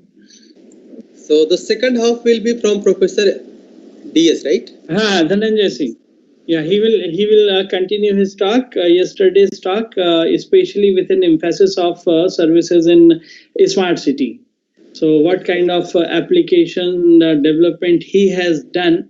In fact, he has done a wonderful project for Dubai city as well. So in fact, at many places, he is delivering great services. So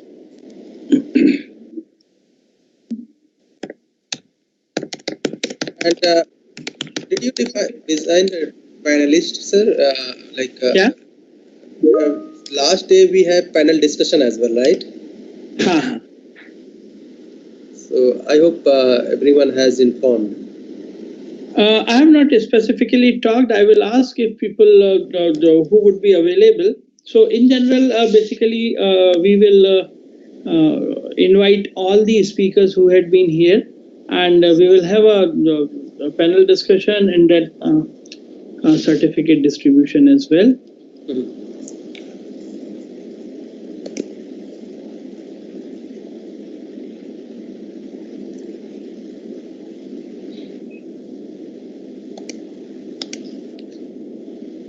So shall we start? Yeah, we should. Yeah, yes, sir. We should start. Right. Vipin वहां कोई है? प्रत्युष या विपिन? हाँ, जरा screen पे print कर दो. अब पता नहीं मेरा व्यू क्यों है, पता नहीं क्या आता है. ये एक डिफिकल्टी है क्या? हाँ, ये ठीक है. करेक्ट. स्पॉटलाइट किया करो और जस्ट अ मिनट, मैं अपना व्यू प्रॉपर कर दूं, गैलरी व्यू. हाँ, अब स्पॉटलाइट करो. स्पॉटलाइट है तो मैं तो कहीं नहीं दिख रहा हूँ. पर सर हम लोग देख पा रहे हैं आपको. अच्छा, मतलब together you and me both. No, you only in the full. अच्छा, इसका कोई एक एक्सपेरिमेंट करके देखना होगा जिसमें हमको एग्जैक्टली हम वो व्यू सारे पार्टिसिपेंट्स के साथ शेयर कर सकें, जिसमें we both can see exactly what is being transmitted.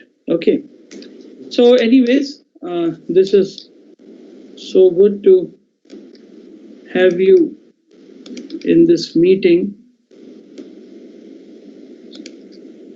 Just a minute.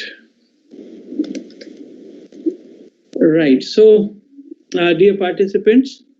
Today I am very happy to welcome my co-coordinator of this program, Dr. Ajay Pratap, who has been wonderful companion while planning the program, even inviting the keynote speakers, deciding the topics. So we both have put lots of efforts to make your experiences good. So I hereby surely welcome Dr. Ajay Pratap for delivering his lecture on IoT-enabled 5G networks. So he will typically be talking about 5G as is being applied and utilized for IoT applications. And he will also introduce us to the graph theory-based models for such type of deployments. I mean, he can optimize how many number of nodes should be deployed in order to cover it well. So, Dr. Ajay is an assistant professor at IIT BHU in the Department of Electronics Engineering. Computer science. He has, yeah? Computer science. It's computer science. Sorry. Oh, okay. Department of Computer Science and Engineering, IIT BHU. And he earlier was associated with Department of Computer Science and Engineering at NIT Surathkal as assistant professor itself. And from there, he moved to this institute. He did his postdoctoral research in the Department of Computer Science at Missouri University of Science and Technology, USA, for almost 1.25 year, from 2018 to August 2018 to December 2019. He also has industrial experience working with the Innovation Group Dubai. His research interests include cyber physical systems, IoT-enabled smart environment, statistical learning, 5G, and much more, as he is exploring and expanding his own research field. So it will be really interesting to learn from the leader. So, Dr. Ajay, I formally welcome you to this talk. Please, the stage is yours. Take care of the participants and make them understand the nuances of the technology. Thank you so much. Sure, sir. Thank you so much, sir, for the introduction and being such a nice coordinator for the program. Thank you very much. Welcome. Okay, thank you so much. So, good morning. Still, we are in the first page only. So, very good morning, everyone. And here I'm going to talk about IoT-enabled 5G networks. And particularly, I will talk about the graph theory-based, applied graph theory-based model. And let us see how the computer scientist can put some effort in designing some algorithmic aspect in the 5G networks, right? And this is my credentials. So currently, I'm working as an assistant professor with the Department of Computer Science and Engineering.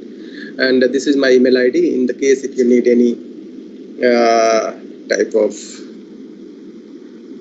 further conversation with me. So this is the best way to connect with me. Okay, so let us go ahead and see the contents. So in this particular talk, I will be discussing about applications of IoTs. So IoT-enabled next generation 5G and its research challenges, whatever we are going to face when we will plug IoT with the 5G. System model and problem formulation, proposed heuristic, and the performance study, followed by the conclusion and future work. So I will definitely cover a lot of components, and after that I will give I will take one particular problem and then further design the algorithm. Accordingly, I will show you a few of the pseudocodes and then one program executed over in this particular duration, 1.5 hour durations. So let us go very briefly with the other aspect, whatever we are talking from the first day itself. So there are several applications where we can think of right now. So we can think of, let us move ahead. Let us go back around 20 million years ago when we started just walking around, right? If you see, initially we were walking like this, then we tried to stand over our feet. Nowadays we can go like this, but like we can roam around anywhere. It was around 20 million years ago. Then we come to 0 years. Then around 1784, we started talking about Industry 1.0, where water stream and mechanical production have started, right? It was very late in 1784. Then in 1870, we got another evolution where we discussed about electricity and mass production, and this phenomenon was known as the Industry 2.0. Then 1969 onwards, we are discussing about the Industry 3.0, where we have the electronics, IT, and autonomous things available, right? But from 2011 onwards, we are in the era of Industry 4.0, where we have a lot of robotics, IoTs, and smart robots, smart environments, and everything is coming together to give some contribution to Industry 4.0. So nowadays we are moving toward the Industry 4.0, and let us see what is major difference between industrial IoT and IoT parts. When we talk about Industry 4.0, generally we talk about Industrial Internet of Things. However, if you talk about the Internet of Things, it is a bigger aspect. But when we are particularly talking about the Industrial Internet of Things, then we are pretty much concerned about the application of IoTs in the industrial domain. For example, in the mining, in catering, in factory data network, and sensor network in mechanics, right? Then the domain which covers the Industry 4.0 is like food, textile, automobiles, electronics, some other aspects, right? But if you talk about the Internet of Things, we have even bigger domain where the IoT devices that are being used in the home, building area networks, intelligent transportation system, personal area networks, and traffic management. So this particular figure is giving a broad domain. How can you categorize? How does IoT differ from IIoT? IIoT means Industrial Internet of Things. Then out of this one, we have another subset. This particular subset is known as the Industry 4.0. Big point. So okay. So if you see Industrial Internet of Things is just getting two aspects together. One is the Internet of Things, another is the Industry 4.0. Okay, this is a cross-section area of Internet of Things IoT on the simplified version if you look into. Now, then why people are worrying so much about the Industrial Internet of Things? So we need some motivation. Any research without marketing or without making money is not going to make sense. Means if some research is not putting some effort towards the better society improvement, then that particular research is not actually a research. Okay, so in that particular domain, let us see this particular part where we have sensors and devices. Then with help of this one, we are trying to build the infrastructure, and infrastructure are going to serve the services and ecosystem. Then overall, if you look into it, they are going to make a sense over global economy. Okay, so this particular data is little bit old, from 2019 or so, but when people were not expecting the coronavirus, but the values could differ a little bit. But on the high level, if you see, the Industrial Internet of Things market by 2021 is expected by 123 billion. Right? So there are a lot of markets. So we have a lot of money as well involved in between. So that's why this is very interesting topic for the researcher, as for the academician, for the industry all together. So let us see some components of industrial IoT things. I am just giving some very brief idea about it. Obviously, I will take one problem and then discuss about it. So the thing is localization, controlling and managing, industrial big data analytics, virtual sensing and virtual sensor networking, web things of industry. So let us go one by one. If you're talking about the localization of wireless sensor networks and wireless sensor actuators, so what is happening in the many application, industrial application, if you see, it's a pretty important point to localize your IoT devices, right? For example, if you take the current scenario like the faced by the Uttarakhand, right? where we got disaster, right, from the glacier. Pardon? Is there any problem?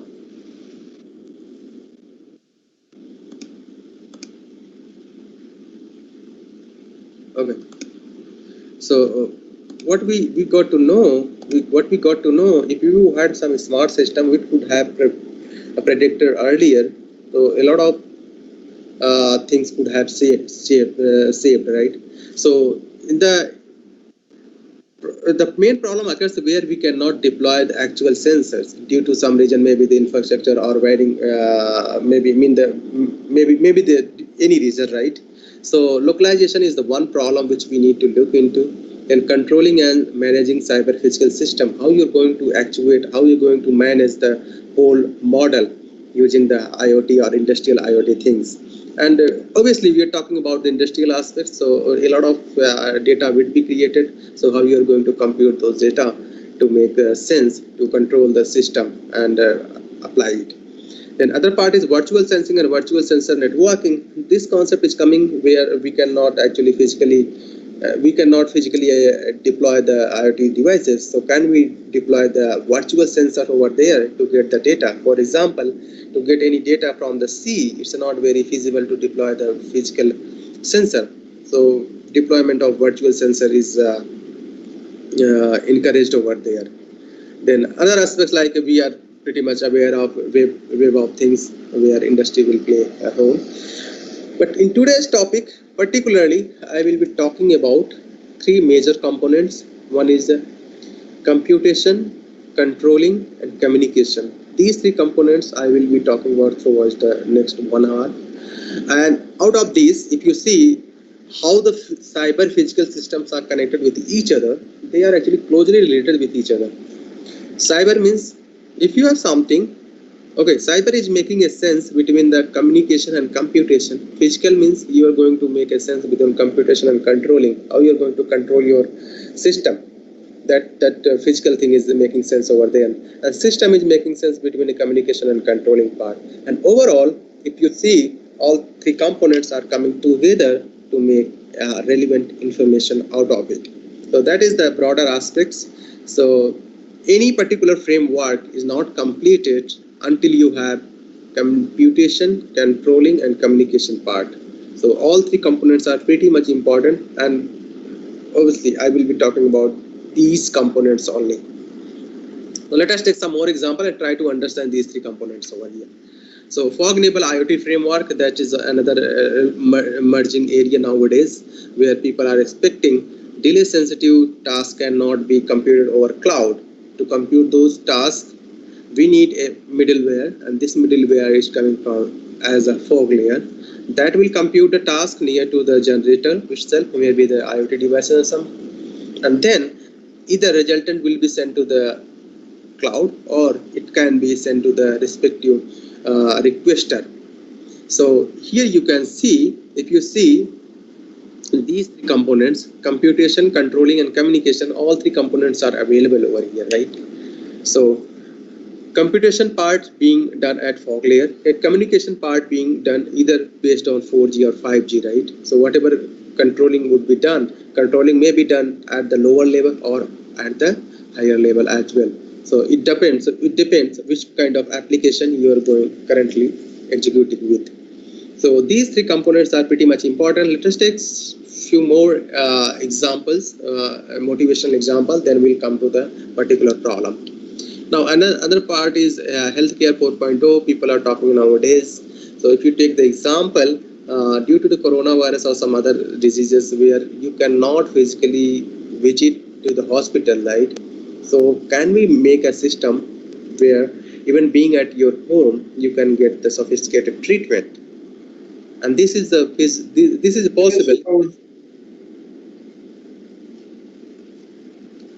This is possible. Okay.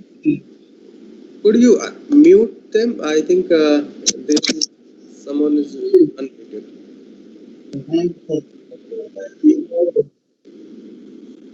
Saddam Ali, who is Saddam Ali? Okay, now it's okay. So what we are thinking, let's assume we have several patients. We have patients available. He is unable to visit hospital due to any reason, maybe the old age or something, right? So we can deploy smart sensor or smart devices, and these devices will take data, and with help of 4G and 5G technology, it can broadcast information to the hospital, where your doctor can look into the data and accordingly prescribe the prescription. Here you can see we need all three parts, right? Communication part, from where you take collecting data, then with help of 5G you are further broadcasting that data to the fog layer or some other layers where the computation will be done, and then the resultant will be forwarded to doctor, and accordingly doctor will prescribe the medicine and other parts, right? So this is feasible with help of IoT and other aspects. But here are several challenges as well. It's not very easy. On the high level, it might look like it's very easy, but if you see, there is a lot of constraints as well, like time and resource constraint, lack of monitoring system, priority, whom you're going to prioritize first, and limited healthcare workforce. The country like India, we do not have unlimited workforce, right? We have limited workforce as well. Then location-based services, high-tech service with high touch, then expensive healthcare services. So there are several challenges as well involved in this particular sophisticated health 4.0 industry. So we need to tackle with them and need to come up with a clear-cut idea to make it feasible for everyone. Then there are certain other applications where we can think of, like smart grid and power industry. Like we have a lot of evolving research challenges over here. So you can assume all the equipment available at the lower level are connected with the smart IoT devices. They are sending some signal to, or sending the real-time data to the fog layer, or where the fog layer might be as a software-defined network or somewhere, right? Then your decision being taken by the smart grid people, where they are. This is working as a controlling part, right? So we have some certain other applications such as smart agriculture, where we talk about the water monitoring system.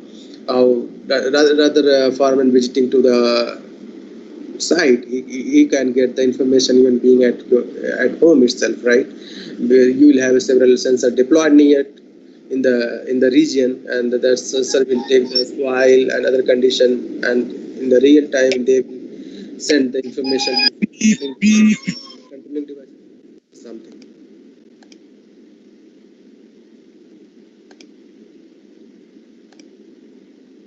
Yeah.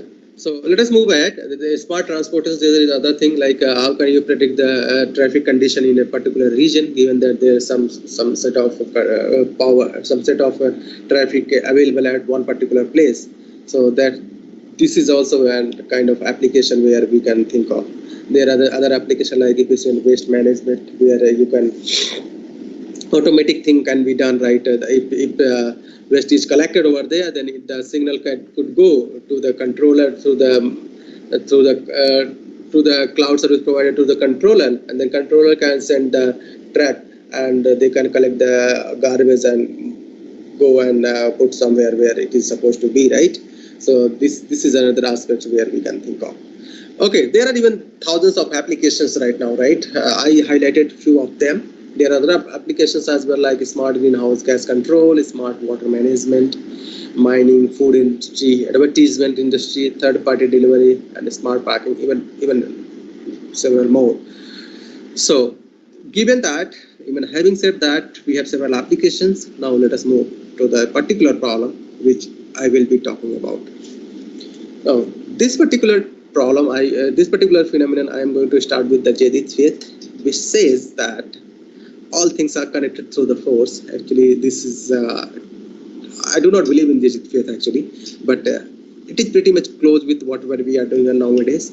So if you replace the force with the IoT, then it will make more realistic sense, saying that all things are connected through the IoT devices. And this particular sentence is even more valid if you look into the graph given over here. right? If you see with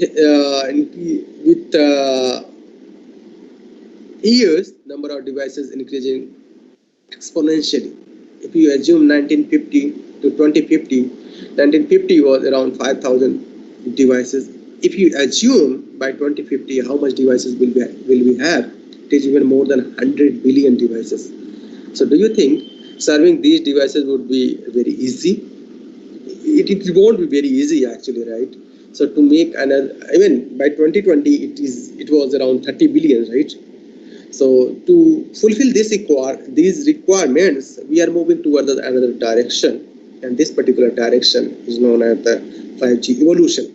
So people used to ask a very nice question: how come 4G differs from the 5G, or how would the 5G would be different from the current scenario of 4G, right?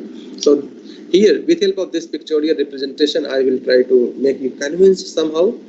Okay, so in the current scenario, what we have, if you this particular scenario is showing the 5G scenario, right? 4G scenario. So what we have micro base station, which is covering a certain region, and in this certain region, we are working, we are taking these services either over phone, or maybe we are using the internet and other aspects, right? We have some Wi-Fi, some other small cells available. Those are working in coordination to make a coordination between the micro base station and user, right? But this is quite sparse, right? So if you just assume the number of devices or the requirement by the upcoming years, we need another evolution in the structure itself, and this evolution is known as the 5G. So the 5G will have a lot of advanced versions such as device-to-device communication, cloud radio access networks, and multi-radio access networks. And the fantastic thing is they are going to work together in this particular model, right? They are not separated. They are going to work together. But do you think making heterogeneous entities working together is efficient way? It's not pretty efficient, right? We'll face a lot of challenges as well. So what kind of challenges will we face when moving from the current scenario of 4G to the 5G? Let us see. So the challenges, whatever we are going to face, is like such as resource discovery.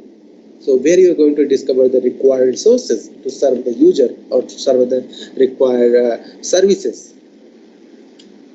Then interoperability, how you are going to make them operate in, how you are going to make all these heterogeneous agents work together.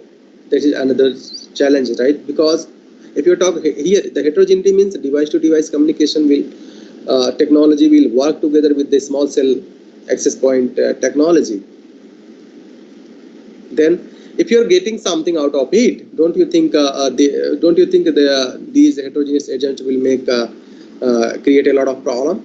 So, to avoid that part, we need the reliability in the network. How reliable your network is going to work. Latency is another aspect, because as in the previous lecture, which I talked about IoT, another aspect. So here, latency is another aspect, because 5G is all about IoT devices. If you see the current scenario, we are moving in the current scenario, we can make a video call, we can talk about the things, right? But if you take the other applications where latency is an very important will play very important aspect, for example, remote surgery and other aspects, right?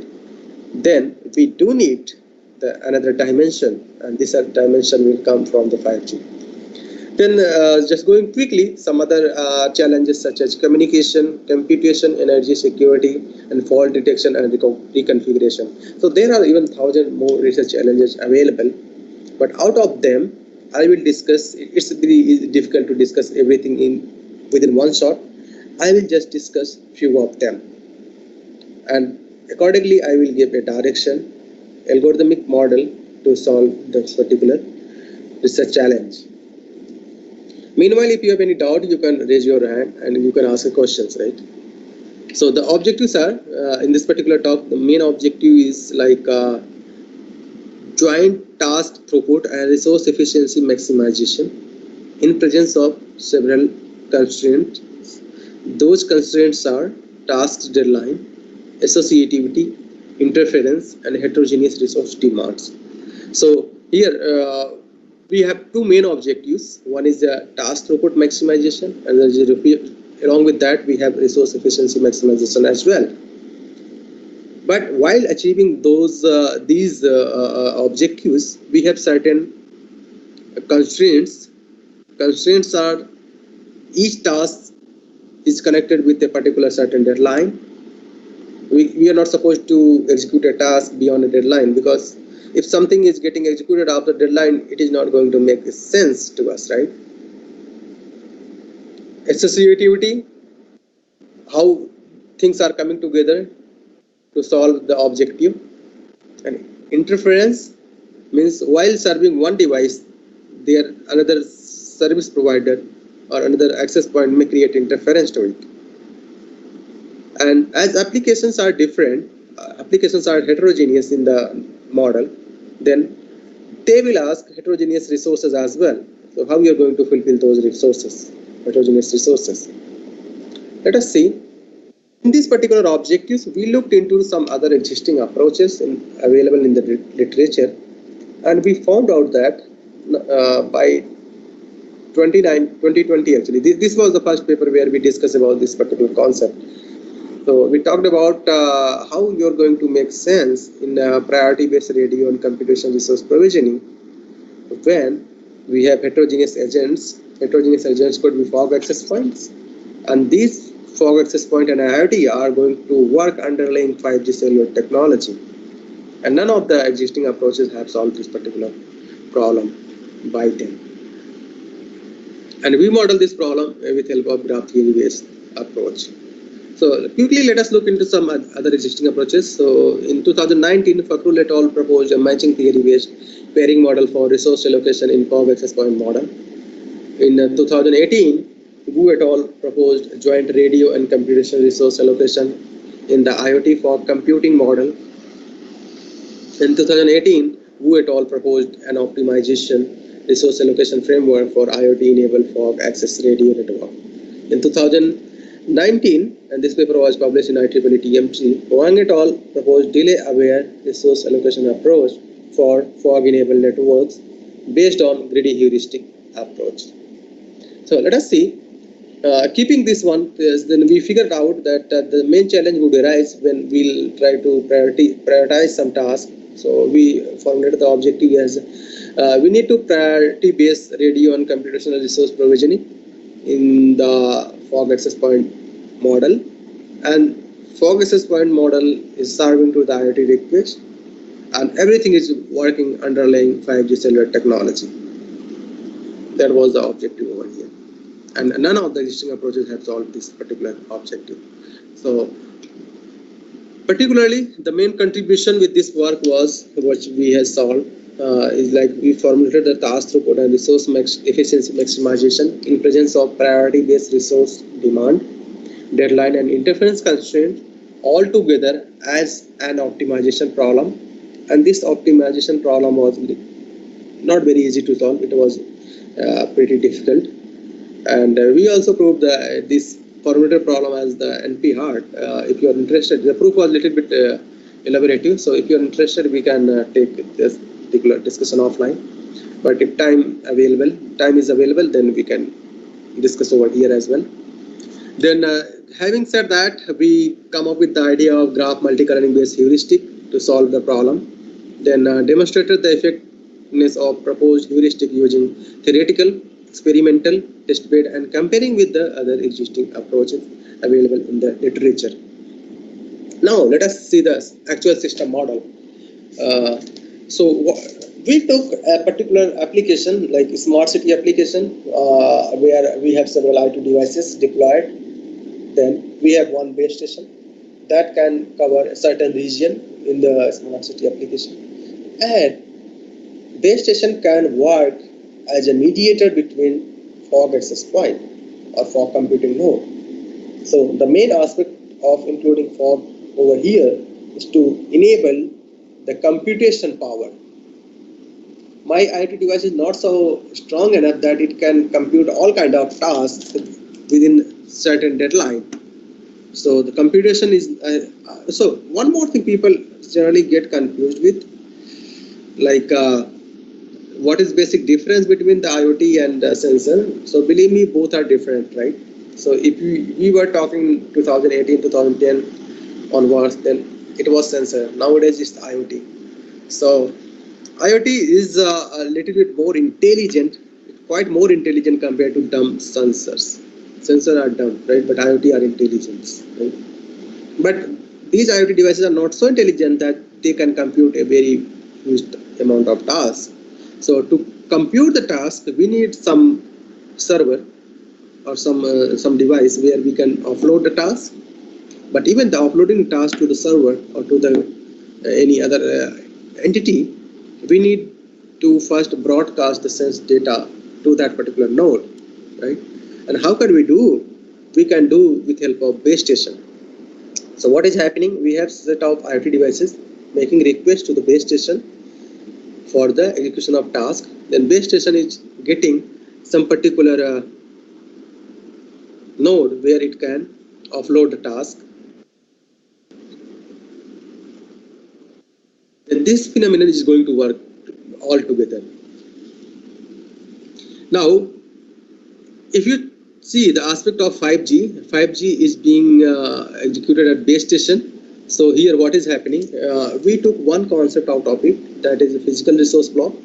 The physical resource block, someone may ask question, what is physical resource block? So physical resource block is the smallest unit of radio resource that can be allocated to IoT and fog access point. It actually consists of 0.5 millisecond and 180 kilohertz. And the same thing is appearing in the IoT aspects. There is a narrowband IoT carriers we have, then the radio frame, then out of them we are getting one PRV out of it. Okay. Then let us see some application where this particular solution could be applied. One is surveillance camera, real-time gaming, conventional video, and many more. But let us take some constraints based on these applications. If you're talking about the surveillance camera, then if you say the deadline of surveillance camera, that whatever data is sending to the controller is clumped up with 100 to 400 millisecond, and the data is being sent 128 to 348 KB, then the number of required PRV would be 5 to 13. The real-time gaming, it would be 3 to 17. In the conventional video, it can vary between 3 to 19. And the parameters which are deciding the number of PRVs or number of physical resource blocks, actually deadline and data size, means which particular deadline, how much amount of data you want to transmit, right? So with help of heterogeneity in the application, we have heterogeneity in the PRVs as well. So yeah, so let us see this particular thing. So what is happening? IoT devices are sending requests to the base station for the task computation. Then it sends the task to the base station. Base station further forward the task to the fog access point. Fog access point compute the task and respond the result back to the base station. Further base station forward the result to the respective IoT device. Here you can see we have several latencies involved in the process. One is a transmission latency that is working for sending request data from IoT across base station to the fog access point. Then computational latency or execution latency, how much amount of data time your fog node is taking to execute the task is known as execution latency. Then responding the result back to the base station, then base station further forward request to the IoT device, and this is known as the response latency. So particularly in this model, we consider three kinds of latencies. One is transmission, another is execution, and another one is response latency. So we come up with the idea that this particular problem, like task execution problem, cannot be completed until we have all three agents together. Three agents means, if you are talking about three agents, one agent is IoT device, another is a base station, and third one is a PRV, that's a PRV available over here, and actually PRV available over here, and another components which is going to compute this model is fog access point. So if you see, these three components should come together and make a matching kind of thing to accomplish a task. So let us take it. Let's assume IoT devices are represented as II, fog access points as Fk, and PRVs as N, and we have another set IFPR, and they belong to IFPR. Then further, what we did, we defined one binary variable YKIN and gives value 1 if the nth PRB is assigned to IIFK. Otherwise, its value is 0.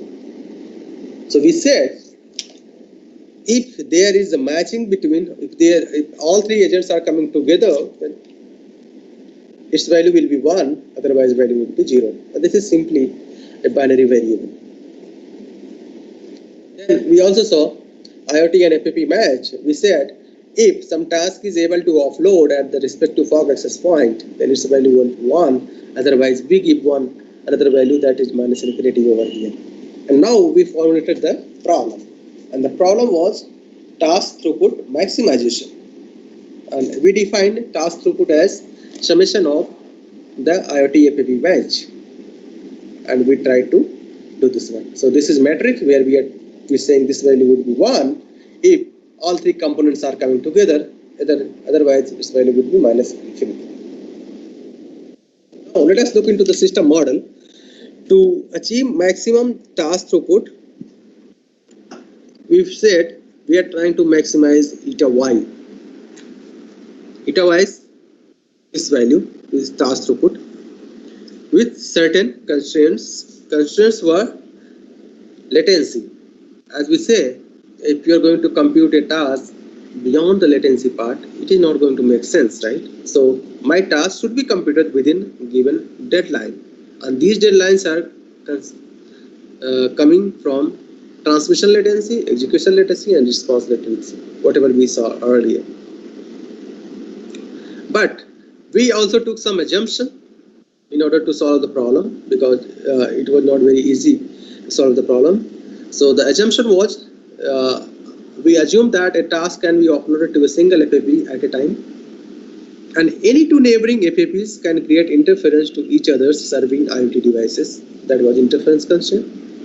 And we said that the tasks which are being generated by IoT devices may ask DI number of PRVs. So those who are pretty new with the PRVs, you can assume PRVs is kind of spectrum that enables offloading task from IoT device to the FAP with help of base station, and the PRV's information is available at base station.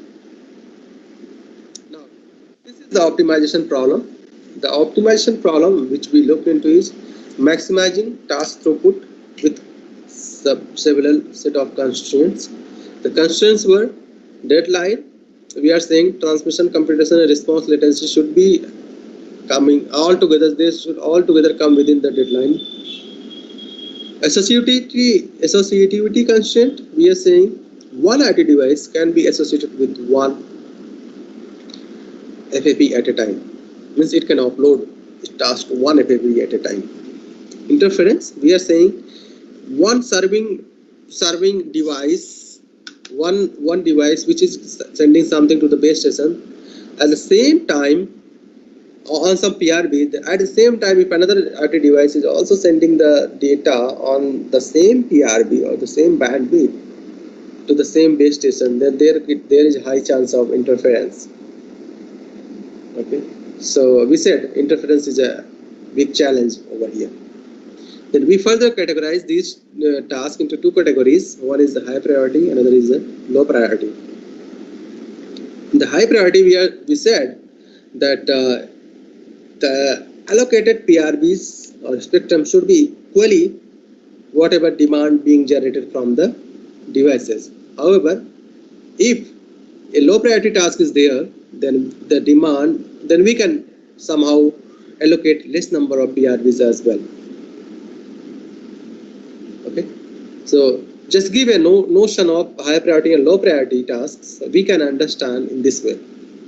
We can say if a task request is coming from the ambulance and another task request is coming from a common people, then ambulance task request should be given high priority compared to the task request coming from the common people. Okay, Now, this is very challenging problem to solve. It is not very easy to solve. We also proved this one as an NP hard problem in our paper. So if you are interested, you can look into it. Then we propose heuristics, and this particular heuristic was working in 3 phases. One is minimizing resource requirement, phase one. In the phase 1, what we did, we tried to minimize. We first tried to give a notion of minimum resource requirements. Then in phase 2, we formulated the transfer the interference graph. Then we, in the third phase, actually we allocated the actual resources to the nodes. Okay, let us go one by one and try to understand this phenomenon.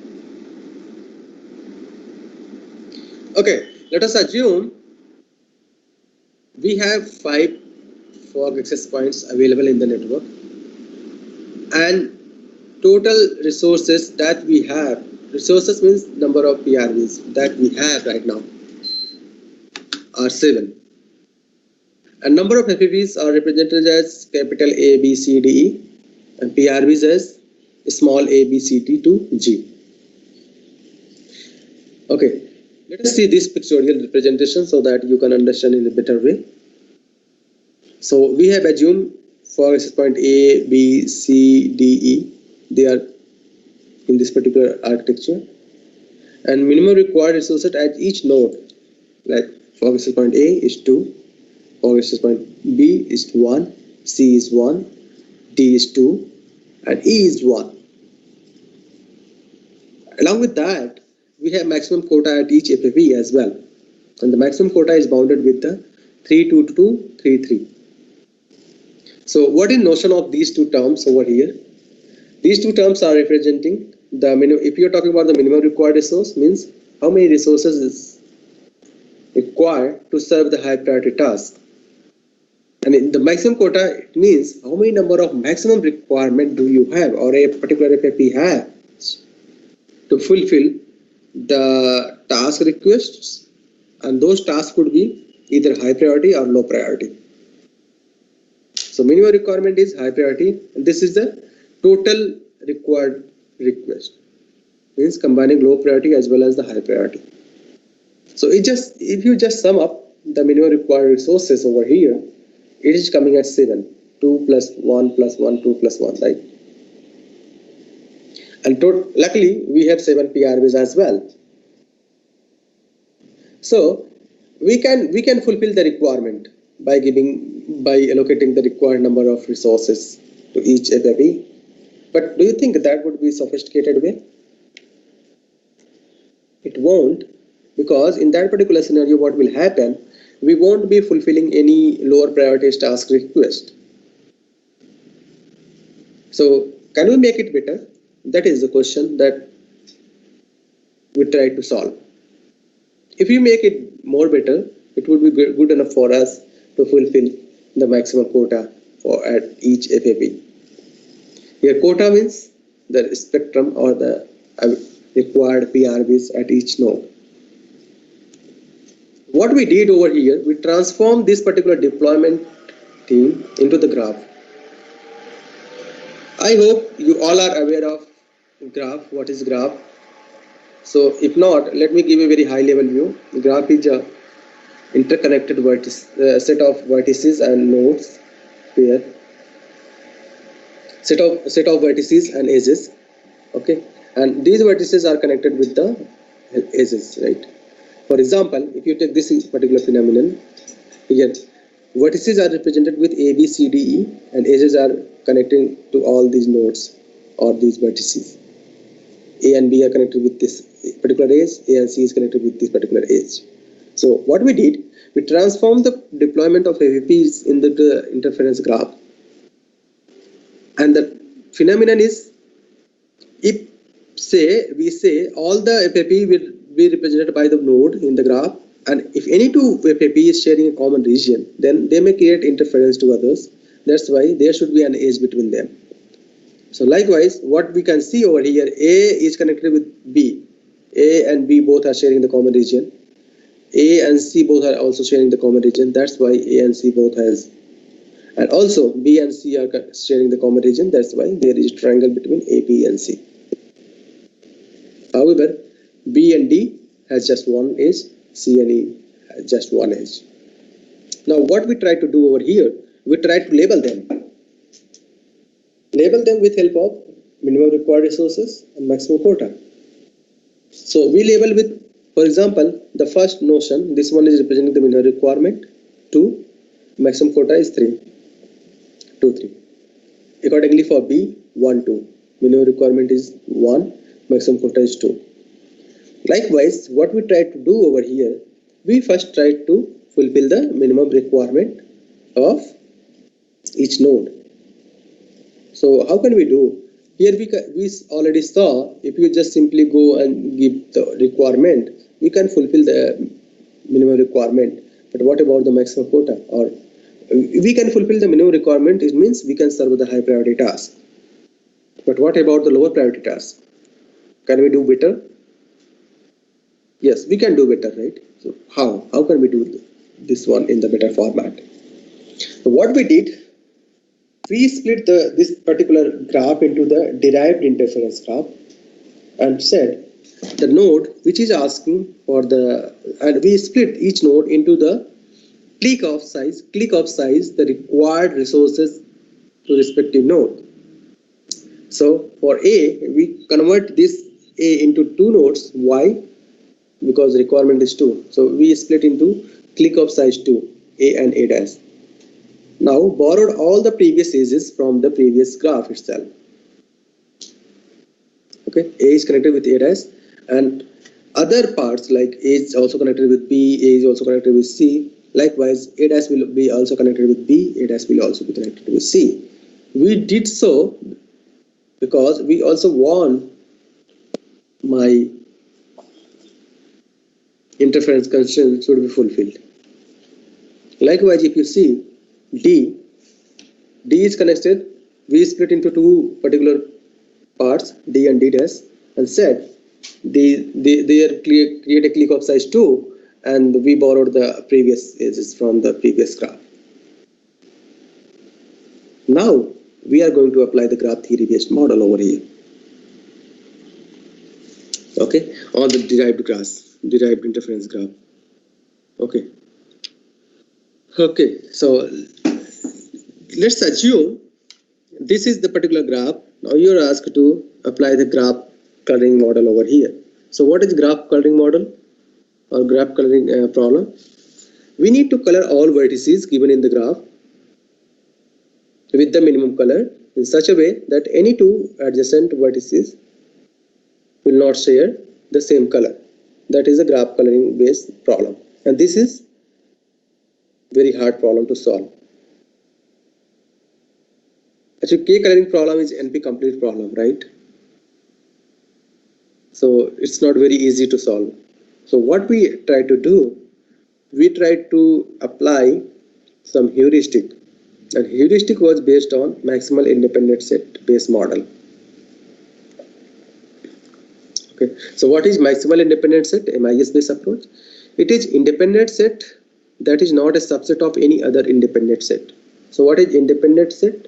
So independent set is set of vertices not sharing, which are not sharing the common edges.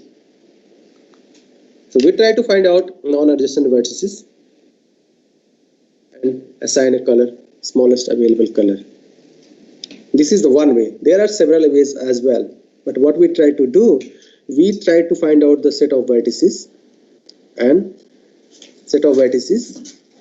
those vertices are not supposed to be neighbor. Then allocate the smallest available color from the PRB set. So in the first iteration, what we did, we tried to figure out vertex. We captured vertex A. Then what are the non-neighboring vertices we have? B is neighboring versus A dash, C dash. We cannot select any of them. So what about D? D is non-neighboring vertex, right? So we selected D, but now we cannot select D dash because it is neighbor of D. Okay. Then what other vertices do we have? E, right? E is not any neighboring vertex of any other node which is already collected in the set.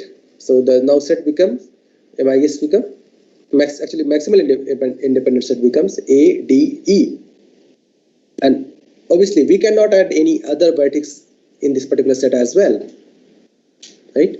So out of them, what we are trying to do, we are trying to look at the smallest available color over here, A. So we allocated A to A, D and E.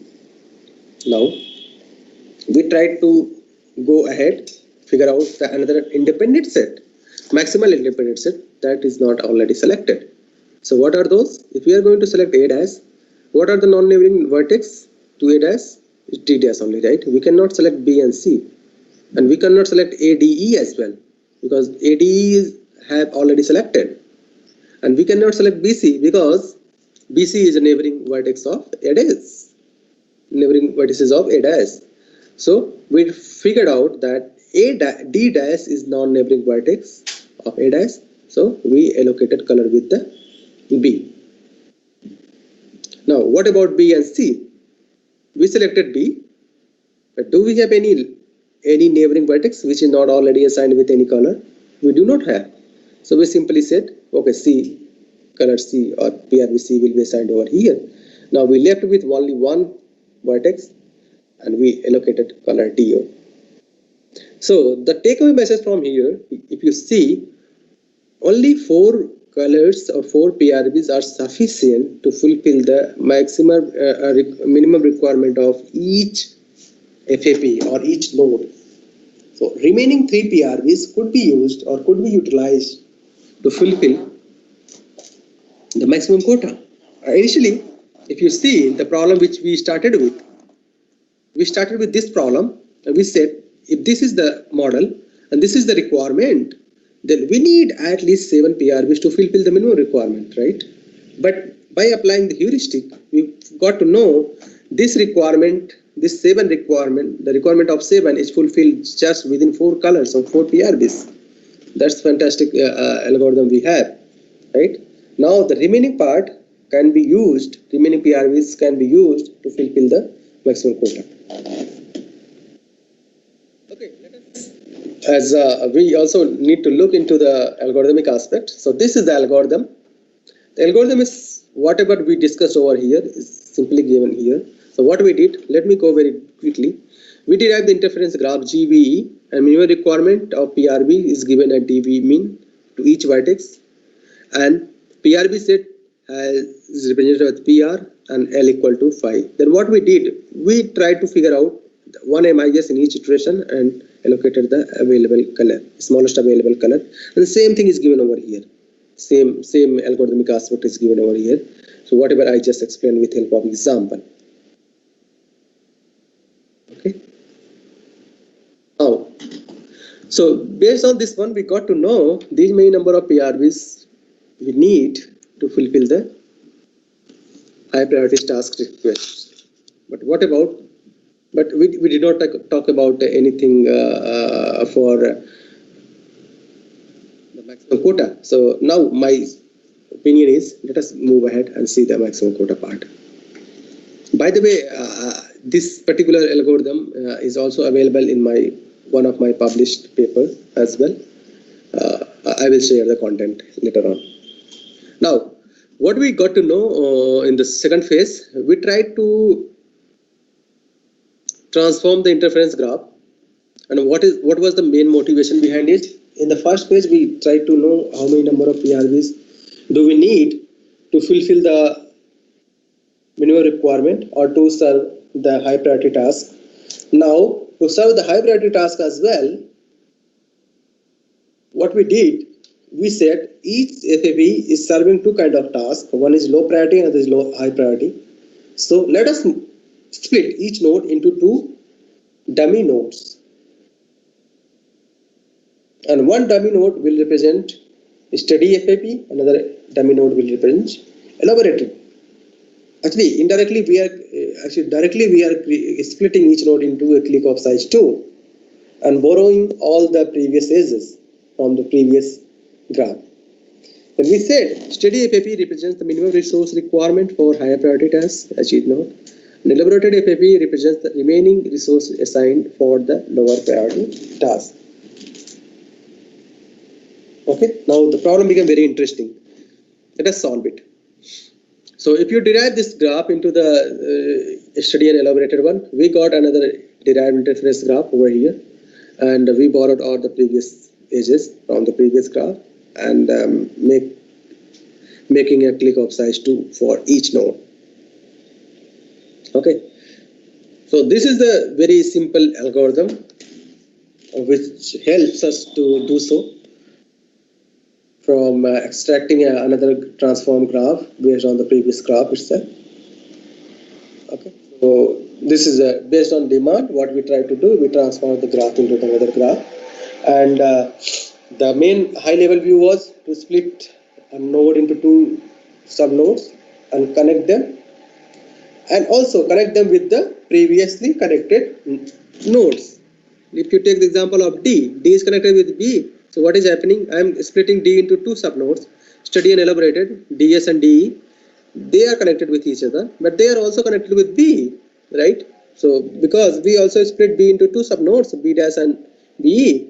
So that's why they are also connected with BES and BE. Somehow they are making a complete graph over here. BS, BE, DE, DS. So what is complete graph? Complete graph is graph where each node is connected with the rest of nodes, right? So this is the algorithm. If you want to look into the same thing, whatever I explained over here is given in the pseudocode, and this is pretty easy pseudocode. And now as the pseudocode is available, you can code in any language, right? It's up to you. Now the actual part is appearing over here. Actual resource allocation part. So what we are trying to do over here, we applied now the concept of finding maximum weighted independent set. And once we got the maximal weighted independent set, here weight represents the importance of the node, and importance is high priority task. A high priority task is represented by the superscript S. So first we try to allocate colors or to the PRVs to the nodes having superscript S. Then we try to allocate resources to the PRVs having superscript E. S represents the high priority, E represents the low priority. So we try to do so, as we already saw in the first phase, that with help of A, B, C, D PRVs, we are able to fulfill that requirement. Then the remaining could be used to fulfill the maximum quota. And luckily, if you see, we started with this problem. Right? Where we were just able to fulfill the minimum requirement, but while applying the heuristic, with help of heuristic, we are able to fulfill the all requirements. Okay. Pseudocode of whatever I discuss over here. I am not going in detail. So if you have pseudocode, you can do whatever language or whatever code you want to look into. You can simply code it in C or Java or whatever. So what we did, we transformed the graph, then try to figure out the maximal weighted independent set in this particular structure, and allocate the number of required color on required PRVs to each node. Then remaining PRVs were used at the other nodes, where at the node superscript with E. Okay. So yeah. Now there is some theoretical analysis of our proposed heuristic. So the computational complexity was order of nk square rho. Because the problem was very difficult, still we got polynomial time complexity for the problem, and we also proposed some lemma. So we said, if propagation latency of IoT devices carrying 504 bits of data is bounded by 0.5 millisecond, then our proposed heuristic bounds over the required number of PRVs in this particular domain, HQ less than or equal to less than or equal to H plus L and delta plus 1, where H represents the high priority task, L represents the low priority task, Q is the click, and delta is degree of interference graph. Now, based on this one, now I want to execute one program so that you can see everything should not look like a nightmare kind of thing. After execution of program is I will execute the one of the algorithm given over here. Okay. Recently my laptop got problem with the MATLAB, but so I will explain. But anyway, I will explain with help of online tool. And simply I have written one program in C language. You can see. So what is happening? We define one vertex, one graph with 4 vertices. Okay. Then what we try to do, we try to color the vertices in the graph, and the heuristic is each time I am going to each node and selecting the available color from the set and allocating it, and the color allocation is done in such a way that any neighboring node is not supposed to get the same color. Okay, so for the rectification purpose, what I'm going to do, I'm just going to take the example whatever I discuss. So first of all, you should know how you are supposed to represent a graph. So there are two ways to represent the graph. Okay, so here I have represented the graph in the matrix format. Okay, so you can do the other way around as well, like linked list and other way around where you can compute the part. But for the simplification purpose, I have taken this particular example with help of matrix graph. Okay, so what is happening over here? Let us see. I have taken one static graph. You can take the non-static graph, maybe dynamic graph as well, where you can give the input as your graph and then perform the operation. So main theme is I have taken a matrix which shows 1 and 0. 1 is showing an edge between any two vertex. 0 means there is no particular edge. Okay. So we have 1, 2, 3, 4.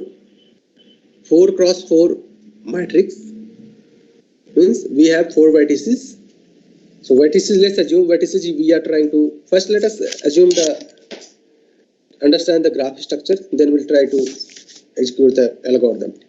What we are trying to do, let's assume this vertex is represented with 0, another one is 1, another one is 2, and another one is 3. Now, this is 0. 0 means here 1 means there is an edge, 0 means there is no particular edge. 0 is connected with 0. No, there is no 1. It is 0, right? So 0 is not connected. So there is no any self loop. But 0 is connected with 1 because this is 1. So 0 is connected with 1. So that's why we add one arrow over here. And 0th vertex is also connected with 2. 0, 1, 2, right? So 0 is also connected with 2. And 0 is also connected with 3. 0 is also connected with 3. Those many vertices we have. So if you see, we are saying that 0 is connected with the rest of the vertices. Now let us see how the 1 is connected. So this is showing structure of 0. This is 1. This is 2. This is 3. Okay, we completed with 0. Now coming to the 1. Now we are at 1. 1 is connected with 0. This is 0, right? 1 is connected with 0. We already have an edge. There is no self loop because this value is 0. Then what about this one? 1 is connected with 0, 1, 2. 1 is connected with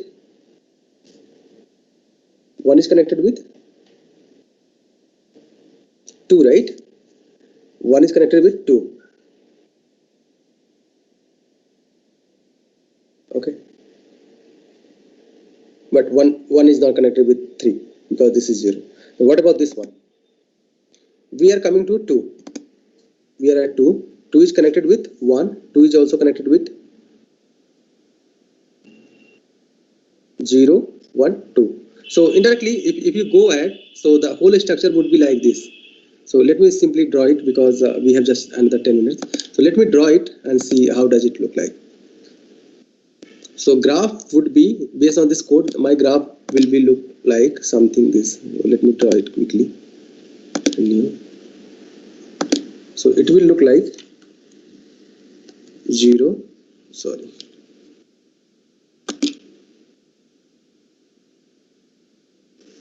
What is happening?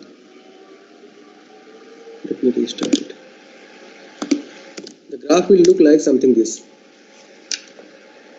0, 1, we have drawn this one, right? 2, 3. Based on the given matrix, my graph will be this way.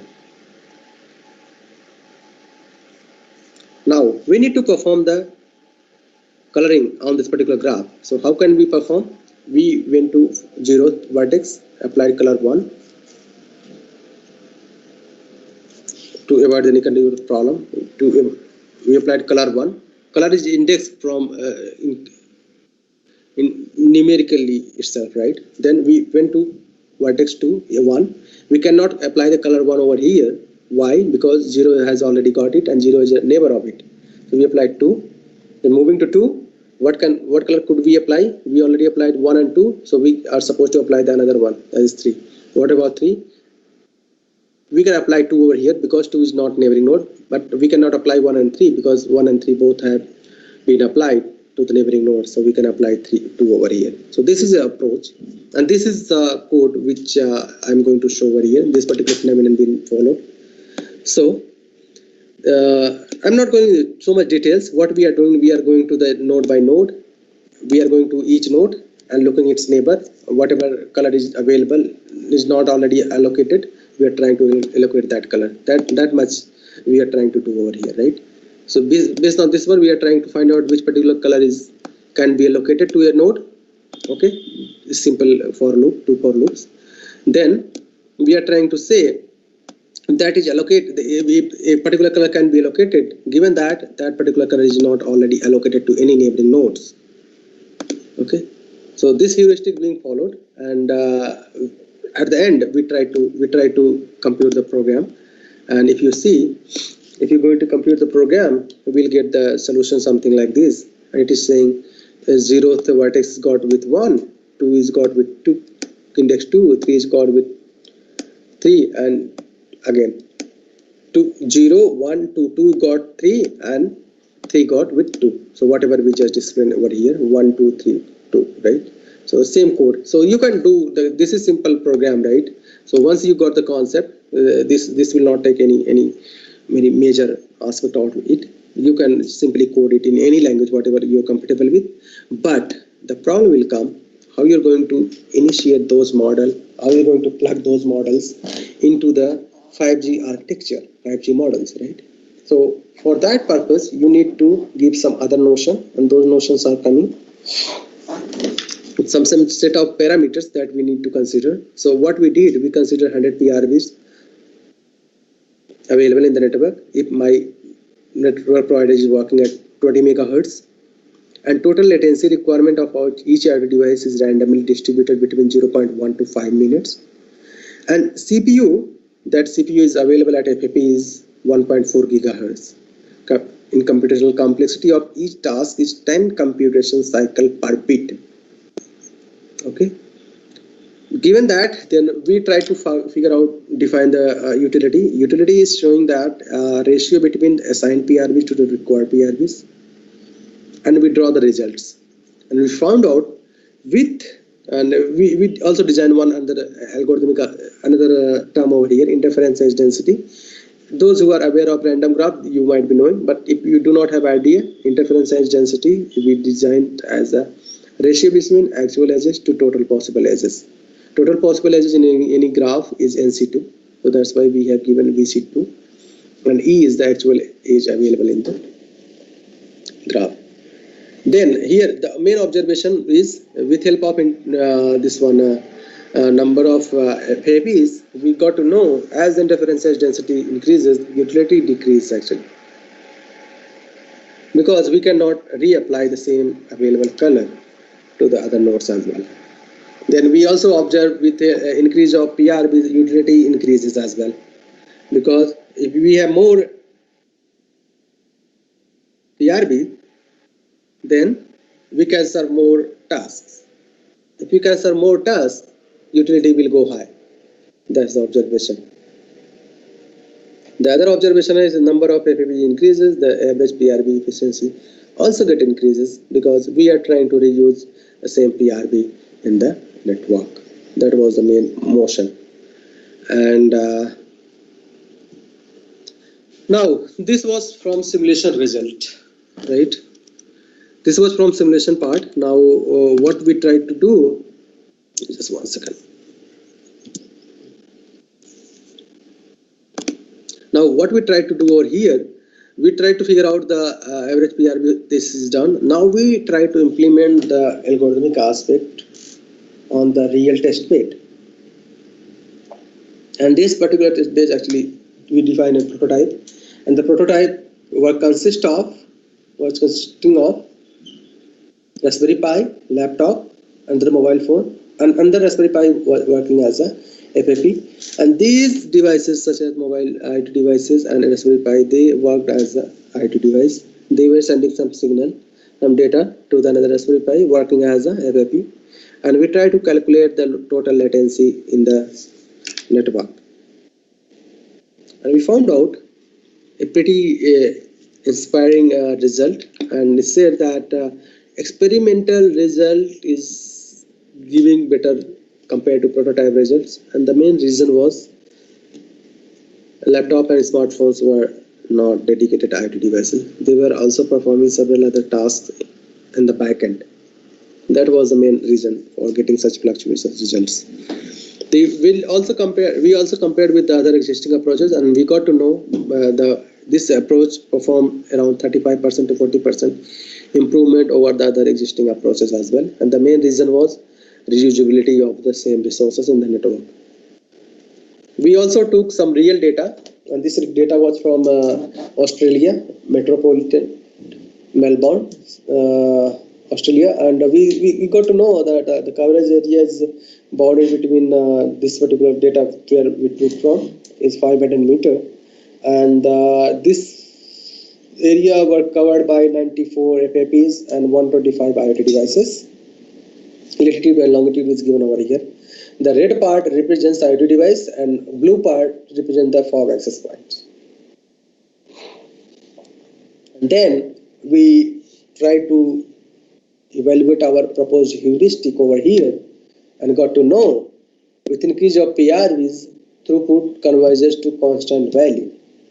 That was the main observation, and this observation was on the real world data.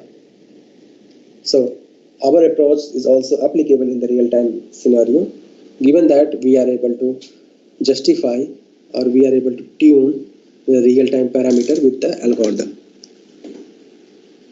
There are some other online currently going work with me as well. If any of you are interested, we can have a talk. So recently we also published this first one, a joint data rate and resource efficiency maximization in D2D IoT enable smart city application, and this got published in IEEE transaction and mobile computing. So I will give the reference. Another aspect I am currently focusing on the IoT and smart healthcare resolution, where we have some set of thing which we are trying to optimize. Rather go into details, let me go with the other parts and conclude me. So in the conclusion, what is there, like we discussed about the IoT enabled fog computing framework, and further a priority based task throughput maximization technique for IoT enabled HeadNet. We come up with a very nice heuristic, and this heuristic was not coloring. This is actually multi-coloring based model. And we propose that the multi-coloring based heuristic can be solved within the polynomial time. Obviously, this is a greedy approach.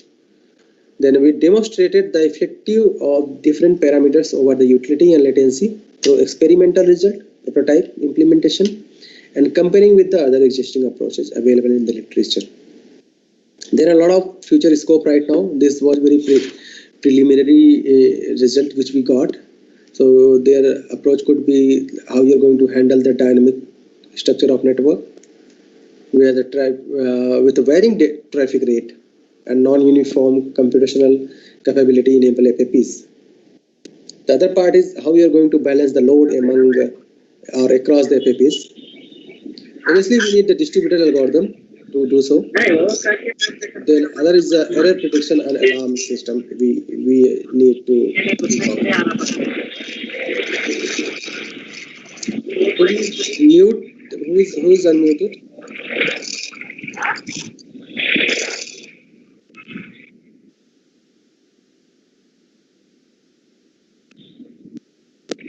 Please mute yourself. Teaching and Learning Center. Could you mute him? Yeah, please mute him. So weird noise is coming, right? Okay, so that was the conclusion of future work, and this is the reading material if any of you are interested into. So recently we published one paper with IIT transaction on mobile computing, which is stable matching based. Okay, so these are the reading materials. If you are interested, you can go into it. And this paper I explained today. This one on maximizing task throughput on IoT enabled 5G networks under latency and bandwidth constraint. And this was nominated among the best paper category in the USA in 2019. So if you want to go in detail, please look in these papers, and and we can have discussion. So this is the email ID. This is the best way to connect with me. And I'm open for any questions now. Is there any question from anyone? No? Okay, then what we can do, we can meet in the next session, right? And next session will start at 2 o'clock.